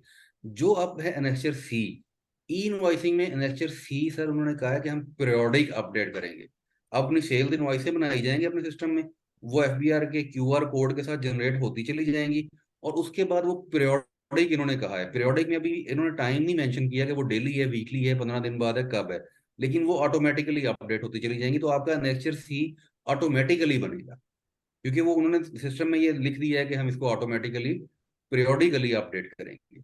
तो ये आपका नेचर सी ऑटो बनेगा, आपको खुद से, जैसे हम पहले एक्सेल पे फाइल बना के अपलोड कर लेते थे, या समटाइम हम उसको लाइव फीडिंग भी करते थे जाके उसमें उनके पोर्टल पे, तो वो दोनों जरूरत नहीं होगी। ये जो सिस्टम में आपकी इनवॉइस जनरेट होगी, ये पीरियोडिकली ऑटोमेटिकली FBR आपके NHSC में अपलोड कर देगा। जी बहुत शुक्रिया। ये क्वेश्चन मोहम्मद आसिफ साहब ने इनबॉक्स में किया है और इसी से आपके लास्ट आंसर से रिलेट कर रहा है। नेक्स्ट सी और ए की तो बात होगी, ये कुछ जो हमारे एक्सपोर्ट ओरिएंटेड यूनिट्स हैं, नेक्स्ट डी की मैं बात कर रहा हूँ कि वो कैसे पॉपुलेट हो गए, उसके लिए भी ई इनवॉइसेस में जनरेशन करनी पड़ेगी, या वो कह रहे हैं जीरो रेटेड इनवॉइस मैनुअली नहीं कटेगी? नहीं, जो एक्सपोर्ट ओरिएंटेड सेक्टर है सर, वो तो नेचर सी में नहीं आता, और ना वो local sales tax invoice generate करता है। उसका तो वो गुड्स डिक्लेरेशन और जो कस्टम अथॉरिटीज में बनता है वो ऑटोमेटिकली आपके नेक्स्ट डी में आता है, वो तो उसी तरह से ही आएगा, वो नहीं उसका मान मैकेनिज्म। वो ये पूछना गवर्नमेंट चाह रहे हैं कि जो जीरो रेटेड इनवॉइस जो मैन्युफैक्चरर भी हैं और एक्सपोर्टर भी हैं, वो नेक्स्ट सी के साथ साथ नेक्स्ट डी में वो तो वहां से डाटा उनका आ रहा है, तो वो जानना चाह रहे हैं कि जीरो रेटेड इनवॉइस जो बनानी पड़ती है, क्या वो इसमें बनेगी या वो मैनुअल बना के रखनी पड़ेगी? नहीं नहीं, वो तो इस सेक्टर में है ही नहीं ना सर। आपने एक्सपोर्टर का वर्ड कहीं पढ़ा है इसमें कहीं? इसमें एक्सपोर्टर नहीं, भी नहीं किया गया। लेकिन वो एफएमसीजी का अगर मैन्युफैक्चरर है तो उसके ऊपर तो ये इनवॉइसिंग का आई आ गया डोंट ना थिंक साथ सो कि सिस्टम। ये वाली रिक्वायरमेंट उस पे आएगी। मेरा नहीं ख्याल, अगर होगी तो वो क्लैरिफिकेशन आ जाएगी बोर्ड पे। At present exporter word is nowhere mention, तो हम बिला वजह आ बैल मुझे हम हर क्यों कहें? तो हम क्यों उनको छेड़ जाके, जब एक्सपोर्ट का उन्होंने वर्ड ही नहीं कहा। चलें, ये खुर्शीद अनवर साहब का काइंडली म्यूट अनम्यूट कीजिएगा, क्वेश्चन करना चाह रहे हैं।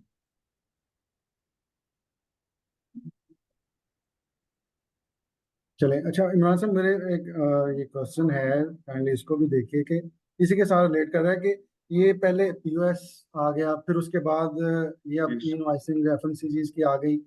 जो मैंने पिछला क्वेश्चन किया, आपने जो इसका आंसर दिया होलसेलर डिस्ट्रीब्यूटर वाला, तो ये लगता नहीं है कि ये अब आहिस्ता आहिस्ता ये हॉरिजन मजीद ब्रॉड हो रहा है? जो चीज़ें रह गई हैं, जो कुछ सेक्टर रह गए हैं, ये उनको भी अब नेक्स्ट इंक्लूड कर लिया जाएगा? सर मैंने आपको बताया कि ये दुनिया में सिस्टम चल रहा है ऑलरेडी। आपके हमसाया मुल्क में एक लिमिट के साथ चल रहा है, 50 मिलियन की लिमिट है, उससे ऊपर हर बंदा मैंडेटरी है। तो मे बी हो सकता है ये जल्दी आ जाए। तो खुर्शीद साहब बताइएगा जी आपका। जी, अस्सलाम वालेकुम इमरान साहब, क्या हाल है? खैरियत से हैं आप सर? अल्हम्दुलिल्लाह जी। सर एक छोटा सा सवाल ये है कि सर आप जब आए ना सेकंड स्केड्यूल 24C में आए सर, वहां पर शुगर को और बाकी चीजों को एक्सक्लूड किया गया है सर, कि ये एफएमसी में प्रोडक्ट में आई थिंक अवेलेबल नहीं होगी सर वो। तो अभी आपने कहा सर कि शुगर वाले भी इसमें आ सकते हैं, ट्राई वाले भी यहाँ पे आ सकते हैं। तो सर मुझे ये बताएं कि सेकंड स्केड्यूल में चीजें अवेलेबल है सर, तमाम वो तमाम की तमाम एफएमसी में फॉल करेंगी सारी चीजें सर? खुर्शीद साहब, इसमें ना एक मैं थोड़ा सा आपको बताऊं, अगर आप FMCG की डेफिनेशन पढ़ें, FMCG की डेफ शुगर में ना एक छोटा सा इशू ये आता है कि शुगर के स्टेप्स काफी ज्यादा हैं। मतलब ये शुगर मिल से शुरू होती है, फिर उसके बाद ये स्टॉकिस्ट के पास आती है, फिर वहां से ये जो आते हैं बड़े गोदाम, बड़ी सेलों वाले, उनके पास आती है, फिर दुकान पे पहुंचती है और एंड कंज्यूमर तक पहुंचती है, या वहीं से किसी और मैन्युफैक्चरर के पास चली जाती है। फॉर मी, अगर आप इसको अंडरस्टैंड करना चाहेंगे, तो अगर कोई बंदा रिटेल आउटलेट पे शुगर को सेल कर रहा है ना, तो मेरे ख्याल से उसको वो इसमें फॉल करेगा, क्योंकि इसमें दो चीजें बड़ी क्लियर हैं, कंज्यूमर गुड्स और ये इसके सेक्टर्स उन्होंने बताए हैं कि वो किस सेक्टर पे किस तरह से फॉल करेगी। मैंने पहले भी अभी पिछले क्वेश्चन में भी ये कहा कि आप अगर एक्सक्लूजन लेना चाहते हैं, इससे निकलना चाहते हैं, और आपके पास कोई वैलिड जस्टिफिकेशन है, जैसे आपने अभी डिटेल से जिक्र फरमाया कि शुगर यहाँ पे फॉल ही नहीं कर रही, तो आप अगर निकलना चाहते हैं और बीइंग ए शुगर सप्लायर और डिस्ट्रीब्यूटर और होलसेलर आपको नोटिस आ जाता है, तो you can just write them, उनको जवाब दीजिए कि जी मैं इसमें फॉलो नहीं करता। आपने जो SRO इशू किया है उसमें तो आपने बड़ा क्लियरली लिखा हुआ FMCG और थर्ड शेड्यूल आइटम, तो मैं तो मतलब मेरी तो सप्लाई है इंडस्ट्री को, मैं तो किसी इस तरह मेरा तो वो सेक्टर ही नहीं है, सेगमेंट ही नहीं है जिसमें मैं फॉलो करूँ। तो इसलिए आप उसमें उसकी एक्सक्लूजन ले सकते हैं। यही काम एग्जैक्टली POS के टाइम पे भी हुआ था। बहुत सारे लोगों ने लेटर्स आने के बाद एक्सक्लूजन ली थी कि जी हमारे पास नो डाउट ये बैंक की मशीन, जैसे मैंने एक मिसाल दी कि मशीन तो लगी हुई है लेकिन हम उसमें फॉल नहीं करते, हमारा वो जगह का एक इशू था, आपको याद है 1000 स्क्वायर फीट वाली चीज थी। टर्नओवर का इशू था, मॉल में आप होंगे, वो जो उसकी 8-9 पॉइंट थे, पहले 6 थे, फिर उन्होंने 2-3 ऐड कर दिए थे। तो इसी तरह से मैं ये समझता हूँ कि जो चीज भी, एक पर्टिकुलर आइटम की बात नहीं मैं कर रहा, अगर आप समझते हैं कि आप एक्सक्लूजन में जा सकते हैं और आपको पूछते हैं कि आप इसमें लगवाएं ये सिस्टम और चलाएं लाजमी, तो आप उसकी एक्सक्लूजन में चले जाएं। बट एक चीज ध्यान में रखिए, जिन आइटम्स में जो है ना टैक्स पीछे पे हो चुका हुआ है, जैसे अभी टायर्स की भी बात हुई, या शुगर में भी एक देखिए, तो आपने उसमें करना क्या है, रिटेल मार्केट रिटेल प्राइस जो सेल होने वाली चीज है ना, जो है जिसपे एमआरपी लिखी हुई है, वो तो मेरे ख्याल से अगर उसमें आती है तो उसको कोई इशू नहीं होना चाहिए प्राइमरीली। हाँ ये है कि हो सकता है कुछ लोग अपनी 100% सेल ना बताना चाहें कि जी हमें वो टर्नओवर टैक्स भी लग जाएगा पूरा, और हमारा वो पूरी सेल शो हो जाएगी, वो एक अलग सेगमेंट है। बट जो लॉ सर है उसमें हम लोग तो यहाँ पे बैठ के यही बताएंगे ना कि जो कानून में चीज आ गई है वो फिर उन पे एप्लीकेबल ही होगी। तो अगर आप एक्सक्लूजन लेना चाहते हैं, कैटेगोरिकली क्लियर है, तो आप इसकी एक्सक्लूजन फाइल कर दें कि जी कानून में ये चीज नहीं लिखी हुई। तो ये इस तरह से सिस्टम चलेगा। जी जी जुनेद अहमद। जी, खुर्शीद साहब, आई होप कि आपका आंसर आपको मिल गया होगा। जी बहुत सर, शुक्रिया। Thank you. Okay, thank you जी, बहुत शुक्रिया सर। अस्सलाम वालेकुम सर। वालेकुम। अच्छा सर, मेरे एक दो क्वेश्चन है। पहला तो ये कि सर अगर हम सेल करते हैं अनरजिस्टर्ड पर्सन को, ठीक है, तो ये तो डेबिट नोट तो वो बायर अपलोड करता है ना, तो इसमें फिर वो रिटर्न किस तरह होगा, इसका जरा बता दे पहले। जी, इसमें जी ऐसे होगा कि जो अब एफबीआर ने ना, बेसिकली आपने अगर देखा हो पिछले कुछ अरसे में, क्रेडिट नोट का ऑप्शन ही खत्म कर दिया, उन्होंने एक ही नोट कर दिया रिटर्न का। तो आपको वो जो आपने सेल्स इनवॉइस इशू की होगी पहले, उसको उसका एक नंबर होगा ना जो कि सिस्टम जनरेटेड होगा, तो उसके अगेंस्ट जाके आप उसका डेबिट नोट डाल देंगे तो वो आपकी रिटर्न हो जाएगी, और उतना इनपुट आपका वापस आ जाएगा जो आपने आउटपुट में दिया हुआ है। तो ये सिस्टम में ठीक हो है। जाएगा, कोई ऐसा इशू नहीं इसमें। ये जरूरी नहीं है कि वो अनरजिस्टर्ड पर्सन है, उसका एनटीएन नहीं है या वो फाइलर नहीं है और वो रिटर्न फाइल करेगा तो आपका क्लेम होगा। आप जब उसकी रिटर्न डालेंगे तो वो आपकी उसी सेल्स इनवॉइस को रिटर्न करते हुए उतना ही इनपुट आपको वापस सिस्टम में दे देगा।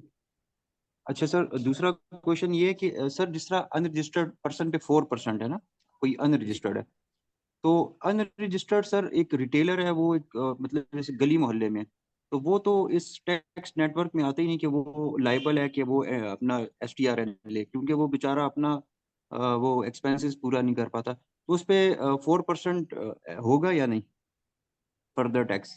दो चीजें हैं, देखिए अगर तो वो इसमें फॉल नहीं करेगा इस लिमिट में, तो और रिटेल, अब देखिए एमआरपी हम मेंशनड है चीज के ऊपर, लेकिन वो आप दे किसी शॉपकीपर को रहे हैं, ठीक है, अब वो ठीक शॉपकीपर है। को दे रहे हैं, एंड कंज्यूमर को नहीं दे रहे, दो चीजों में फर्क है। And consumer walk in customer ठीक है। होता है जिसने घर ले जाके इस्तेमाल करनी है, फर्दर सेल नहीं करनी। एफएमसीजी की डेफिनेशन भी कानून में यही है कि काबिल इस्तेमाल जो चीज है जो आपने ले जाकर इस्तेमाल कर लेनी है, वो फास्ट मूविंग कंज्यूमर गुड्स है। जो दुकान पे आगे सेल करनी है उस पर दो चीजें हैं।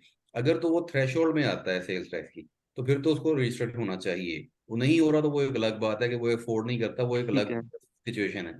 लेकिन अगर वो उसमें फॉल नहीं करता, कॉटेज इंडस्ट्री में आता है, तो फिर वो देखिए कि वो अब आप उसको रिटेल ठीक है। सेल एज एंड कंज्यूमर कर देंगे, फिर आप उस पर 4% चार्ज ना करें, वो एंड कंज्यूमर के तौर पर। लेकिन सेल कर ठीक कौन रहा है ये देखना है ना पीछे, वो सेल करने वाला पीछे जी। मैन्युफैक्चरर है, डिस्ट्रीब्यूटर है, या वो भी एक शॉपकीपर है। जैसे लोग मेट्रो से चीज लेके आते हैं तो मेट्रो से दुकानदार भी चीजें लेते हैं, तो उनको वो फर्दर टैक्स नहीं लगता। ठीक है। मेट्रो पे छोटे दुकानदार सही। जाते हैं, वो जाके वहां से बिल्कुल आप सही। ये कोल्ड ड्रिंक और चीजें मुख्तलिफ उठा के लेके आते हैं ना डीलों में, तो उन पे फर्दर टैक्स तो नहीं चार्ज जी होता। बिल्कुल।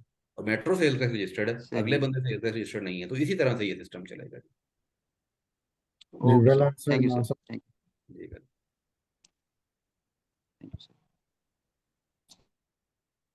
जी, काइंडली पार्टिसिपेंट्स अपना हैंड रेज कर दें अगर किसी और साहब ने कोई क्वेश्चन करना है, तो ताकि हम अपना जो सेशन है इसको प्रॉपरली टाइमली सम अप कर सकें, जी, प्लीज। अदनान बशीर का एक क्वेश्चन है, नासिर साहब चैट बॉक्स में। जी, ये अदनान साहब पूछ रहे हैं, whether third schedule exempted and zero rated items invoices will also be uploaded by the system। गालबन ये जीरो रेटेड इनवॉइसेस का ही पूछना चाह रहे हैं मेरे ख्याल में दोबारा से। वो बेसिकली वो जीरो रेटिंग तो सर खत्म हो चुकी है। अब तो जो है ना तीन किस्म के हैं, एक एग्जाम सप्लाईज हैं और एक यस। आपकी है टैक्सेबल सप्लाईज हैं। अच्छा, जीरो रेटिंग बेसिकली शायद चलें वो किसी नहीं, एग्जाम एग्जेम्प्टेड का देख को, लें, शायद एग्जेम्प्टेड हाँ हो सप्लाईज जो सकता है वो है। एग्जाम को ही समझ रहे हो जीरो। जैसे अभी यस। हमने फार्मास्यूटिकल की बात की, तो भाई तो हम्म फार्मास्यूटिकल में ऑलरेडी पीओएस में वो दे रहे हैं डाटा, तो वो एंड कंज्यूमर प्रोडक्ट है और इसमें फॉल भी करती है, तो ऑब्वियसली वो एफएमसीजी में भी मेरा ख्याल फार्मा से ज्यादा फास्ट मूविंग कंज्यूमर गुड तो शायद ही कोई होगी, क्योंकि उस पर तो एक्सपायरी डेट लिखी हुई होती है और वो तो डेफिनेटली एफएमसीजी में ही फॉल करेगी। तो हालांकि इनको उन्होंने, अगर आप इनकम टैक्स के हवाले से देखें तो 113 में जो रिड्यूस रेट वाले हैं उसमें फार्मास्यूटिकल के डिस्ट्रीब्यूटर को अलग से रिड्यूस रेट दिया हुआ है, तो वो तो एक सेक्टर अलग से मेंशन्ड है उसके अंदर। तो ये बिल्कुल करेंगे जी, बिल्कुल करेंगे। अच्छा इमरान साहब, इसी जब ये एसआरओज वगैरह आ रहे थे इनवॉइसिंग के, उसी के साथ एक वो टीयर वन रिटेलर का वो एक नया 236H का आया था कि उनकी जो लिमिट है वो 1 लाख कर दी गई है। क्या वो भी आप इसी सिनेरियो में देखते हैं कि वो क्या चीज़ है? जरा काइंडली उसको भी अगर आप एलेबोरेट कर दें। लेकिन ना अब इसमें एक बड़ा इंटरेस्टिंग सा फेज है। अभी कुछ हम्म। क्वेश्चन भी लोगों ने ऐसे किए हैं कि उन्होंने पीओएस और इसको ई इनवॉइसिंग के मॉड्यूल को ना सिमिलर समझना शुरू कर दिया है। देखिए एक चीज अच्छा। अंडरस्टैंड सबसे पहले करें, पीओएस था रियल टाइम रिपोर्टिंग, ये है basically invoice generation through FBR. यानी पहले वो तो था आप जो भी डाल रहे हैं वो डायरेक्ट एफबीआर को रिपोर्ट हो रहा है, ये ऐसा राइट। नहीं है। ये आप बेसिकली जो अपनी इनवॉइस बनाते हैं ना, जो अपने सेल्स टैक्स इनवॉइस बनानी है, वो अब एफबीआर कह रहा है हमारे सिस्टम से बनाएं। तो इन दोनों राइट। में थोड़ा सा बिल्कुल एक थिन लाइन डिफरेंस है, तो इस चीज को हम्म अंडरस्टैंड करने की जरूरत है कि अब आप इनवॉइस जनरेट कर रहे हैं जो कि पीरियोडिकली अपडेट होगी। इसमें हम्म ये जब थोड़ा सिस्टम चलेगा ना, तो फिर कुछ चीजें प्रैक्टिकली उस दिन ही समझ आएंगी, और हो सकता है इसमें कुछ अमेंडमेंट भी आ जाए बाद में फर्दर। कुछ जैसे अभी हमारे बहुत सारे क्वेश्चन हैं करेक्शन के हवाले से, कोई गलती हो जाती है, किसी वाइस को बिल्कुल। चेंज करने में रेक्टिफिकेशन आ जाती है, तो वो भी सही है। चीजें ऑब्वियसली जब वो प्रैक्टिकल चीज सामने आएगी तो फिर ही वो सामने आएगी ना कि किस तरह से उसमें ऑप्शन देते हैं, उसको एडिट कर सकते हैं आप। या जैसे मैंने कहा कि अभी इन्होंने एनेक्चर सी में ये सख्ती कर दी है कि वंस इट इज सबमिटेड तो you have to file a debit note. तो ये हो सकता है इसी तरह सिस्टम चलाएं, या हो सकता है उसमें थोड़ी सी रिलैक्सेशन दे दें। ये सिस्टम एक दफा जरा चलने दें, आई थिंक कुछ चीजें चलने के बाद ही क्लियर होंगी। अभी तो ये प्री मेच्योर हम तो गाइड कर रहे हैं कि ये सिस्टम है क्या, इसका हम्म पर्पस क्या है, कौन लोग हैं जिन पे ये लाजमी लगना है, और ये किस तरीके से चलना है। तो एट दिस मोमेंट हम इसको इस तरह से देख रहे हैं, हो सकता है किसी टाइम पे हमें जरूरत पड़े तो हम इसकी प्रैक्टिकली फिर डेटा एंट्री और वो जो प्रॉब्लम प्रैक्टिकल आएंगे कल को सामने उनको भी देख लेंगे। लेकिन अभी जो हम जी। डिस्कशन कर रहे हैं बेसिकली अवेयरनेस क्रिएट कर रहे हैं कि ये सिस्टम है क्या, इस सिस्टम हम्म ने किस तरह से चलना है, इसका हम्म। तरीकाकार क्या है, और कौन लोग हैं जिन्होंने इसमें रजिस्टर्ड होना है या ये सिस्टम लगाना है। जी बिल्कुल इमरान साहब, अभी तो हम ज़ाहिर है उसकी मोडेलिटीज़ पे ही बात कर रहे हैं। जब ऐसा कोई भी सिस्टम है वो चलने वक्त के साथ ही मैच्योर होता है, और अल्टीमेटली हम कोशिश करेंगे जब ये सिस्टम मैच्योर हो जाए, कुछ इसमें नई चीज़ें ऐड हो जाएं, कुछ चेंजेस अगर आ जाएं, तो हम एक और सेशन रखेंगे इंशाल्लाह इसी एफबीसी पिफा एफबीसी के फोरम पे ही, तो हम उसको दोबारा से देख लेंगे। काइंडली अहमद हजूर साहब क्वेश्चन करना चाह रहे हैं, इनको अनम्यूट कर दीजिए प्लीज़। अस्सलाम वालेकुम। जी। फर्स्ट ऑफ ऑल इमरान साहब, very well presented. Overall the concept जो आपने प्रेजेंट किया है बहुत डिटेल में हम लोगों ने अंडरस्टैंड कर लिया। अच्छा, मेरा एक क्वेश्चन ये है, जैसे अभी कुछ हमारे फ्रेंड्स ने पहले भी पूछा, एक ड्यूरेबल गुड्स का भी आपने बता दिया, और फिर ये जो 24C जो है उसका भी बता दिया कि एक्सक्लूजन्स क्या क्या हो सकती हैं एफएमसीजी में। तो उसमें शुगर की बात हुई, कुछ उसमें सीमेंट है, स्टील है, कुछ और मोबाइल फोन्स हैं, इस तरह की आइटम्स हैं उसके अंदर। तो व्हाट डू यू थिंक कि इस ये जो कॉन्सेप्ट है इनवॉइसिंग का, ई इनवॉइसिंग का, कि इसको आपने मॉनिटर करना है टू अवॉइड के सेल्स टैक्स की चोरी ना हो या कुछ और चीज़ें ना हो। तो कुछ सेक्टर्स हैं जैसे सीमेंट है या शुगर है, उसके ऊपर ट्रैक एंड ट्रेस सिस्टम भी एप्लीकेबल हो रहा है। तो वो भी बहुत ज़्यादा कैपिटल इंटेंसिव एक सिस्टम है। तो आपके ख्याल में ये दोनों आपस में कॉन्ट्राडिक्ट नहीं कर रहे कि मतलब एक ही चीज़ को इम्प्लीमेंट करने के लिए आप ट्रैक एंड ट्रेस भी लगा रहे हैं और ई इनवॉइसिंग भी लगा रहे हैं? तो मेरा ये ख्याल है कि शायद इस चीज़ का ये एक वैलिड एविडेंस भी बन सकता है कि एफबीआर भी यही सोच रहा होगा कि ये सेक्टर्स क्यों के एक्सक्लूड हैं उससे, तो ई इनवॉइसिंग की जगह उनको ट्रैक एंड ट्रेस से मॉनिटर किया जाए। तो what's your stance on it? देखिए वेरी गुड, जबरदस्त, बड़ा अच्छा क्वेश्चन आपने किया। इसमें एक चीज आप देखिए, सबसे पहले दो सेगमेंट हैं हमारी इस डिस्कशन, जो आपने क्वेश्चन की इसमें दो सेगमेंट हैं। एक सेगमेंट ये है कि जो प्रोडक्शन हो रही है पीछे इस प्रोडक्ट की, जो मैन्युफैक्चरर प्रोड्यूस कर रहा है वो किसको जा रहा है, कहाँ पे सेल हो रहा है, एक सेगमेंट ये है। दूसरा सेगमेंट ये है कि जो आगे सेल हो रही है उसमें से वो क्या बता रहा है और क्या छुपा रहा है, ये दो चीजें। अच्छा, अब आप समझिए कि एक सड़क के ऊपर 3-4 जगह पे एक शॉप है फॉर एग्जांपल, वो उसमें ये आयरन भी रखा हुआ है, स्टील भी रखा हुआ है, उसमें सीमेंट भी रखा हुआ है, वो दोनों चीजें मैन्युफैक्चरर की लेके आगे सेल कर रहा है। अब मैन्युफैक्चरर ने उसके नाम पे, उसके एनटीएन पे या उसके सेल्स टैक्स नंबर, दोनों सूरतों में जो भी होगा उस पे सेल डाल दी। अब वो आगे क्या बता रहा है, वो रजिस्टर्ड भी है नहीं रजिस्टर्ड है, क्या हो रहा है क्या नहीं हो रहा, उसको अनरजिस्टर्ड के तौर पे फर्दर टैक्स लगना चाहिए था या सेल्स टैक्स लगना चाहिए था। तो ये एक सेगमेंट तो ये है मैन्युफैक्चरर वाला। दूसरा सेगमेंट आएगा कि जो रिटेलर आगे सेल कर रहा है वो क्या रिपोर्ट कर रहा है। तो ये दो सेगमेंट अलग अलग हैं।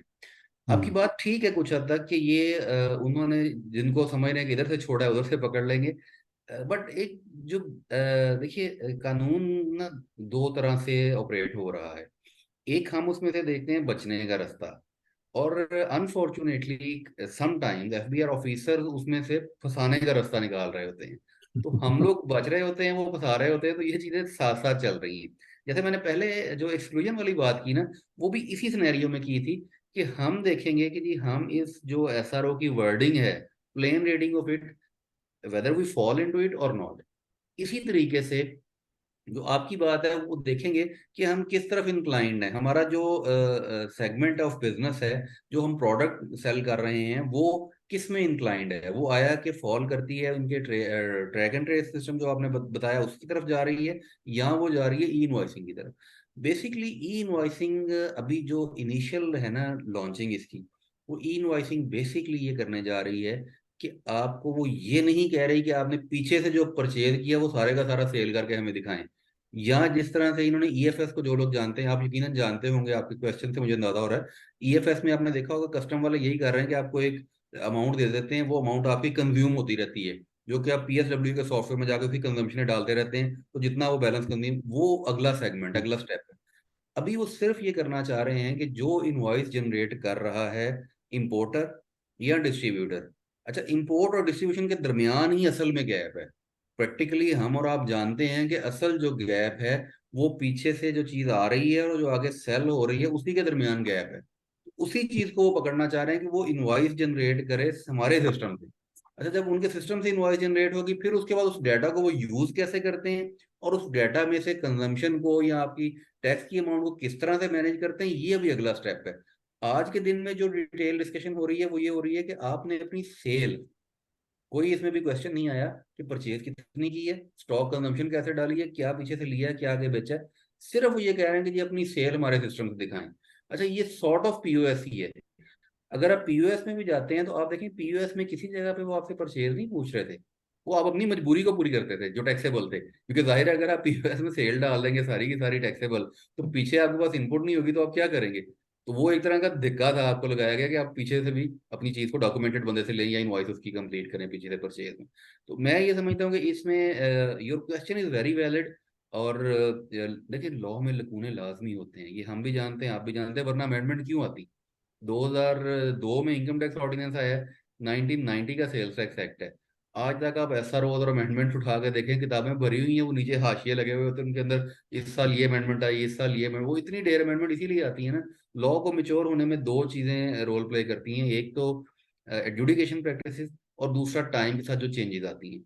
मैंने इसमें अगर आप पूरा शुरू से यकीनन आपने सुना होगा, हम शुरू हुए थे 2002 में जब वो स्टार का सिस्टम शुरू हुआ परचेज को मॉनिटर करने का। उसके बाद स्टेप बाय स्टेप चीजें चलती रही, ईएफपीआर आया, फिर आईआरएस पे रिटर्न शिफ्ट हुई, फिर रियल टाइम इनवॉइस इंटीग्रेशन का सिस्टम शुरू हुआ, उसके बाद पीओएस आ गया, फिर अब ये ई इनवॉइसिंग का मॉड्यूल आ गया। बेसिकली चीजें things are moving towards documentation of economy, और उसमें वो कोशिश ये कर रहे हैं, क्योंकि हम सब जानते हैं कि बहुत बड़ा सेगमेंट अनरजिस्टर्ड लोगों का है। 1 करोड़ 18 लाख के करीब मेरा ख्याल एनटीएन है पाकिस्तान में जो एग्जिस्टिंग है, और 5.5 मिलियन टैक्स रिटर्न फाइल हुई है। दैट मीन्स 50% भी नहीं हुई, और वो 50% से ज़्यादा जो लोग हैं जो एनटीएन बना चुके हैं लेकिन उन्होंने टैक्स रिटर्न फाइल नहीं की। तो इसी तरह से ये डेटाबेस बेसिकली अथॉरिटीज़ के पास होता है। उनके हम अभी उस क्वेश्चन पे नहीं जाते, उनकी नीयत पे शक नहीं करते। वी विश कि ये अच्छी तरीके से और सीधे तरीके से काम करना चाहेंगे, और कोई हरासमेंट और थ्रेटनिंग मेजर्स नहीं अडॉप्ट किए जाएंगे।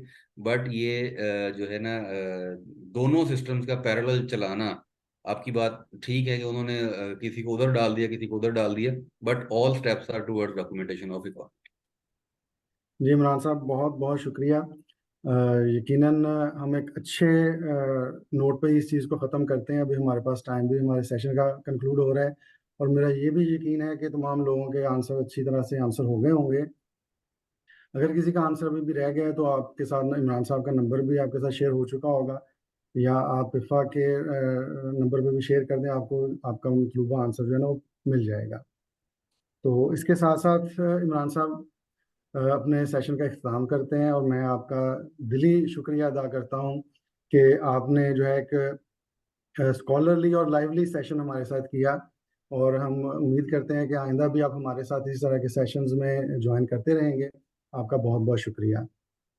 जी जज़ाकल्लाह। डियर डियर पार्टिसिपेंट, इसके साथ ही हम अपना सेशन इख्तिताम करते हैं इस नोट के साथ कि पिफा के मेंबर्स और पिफा के स्टूडेंट्स जो हैं पिफा के लिए और ख़ास तौर पे एफबीसी के लिए एक बहुत अहमियत रखते हैं, और हम पीछे भी गुज़श्ता दिनों में भी कोशिश करते रहे, और इंशाल्लाह आइंदा भी हम इस अपनी काविश को जारी रखेंगे कि अपने स्टूडेंट्स, अपने मेंबर्स के लिए इस तरह के अच्छे वेबिनार्स और अच्छे अच्छे और टॉपिक्स जो हैं वो चुनते रहें, और आपको अपडेट करते रहें, ताकि आप प्रोफेशनल अकाउंटिंग बॉडीज़ के साथ कम्पीट भी कर सकें और अपनी प्रोफेशनल लाइफ में एक्सेल भी कर सकें। तो बहुत बहुत शुक्रिया तमाम पार्टिसिपेंट्स का और हमारे जो है लर्नर स्पीकर का। थैंक यू एंड अल्लाह हाफिज़।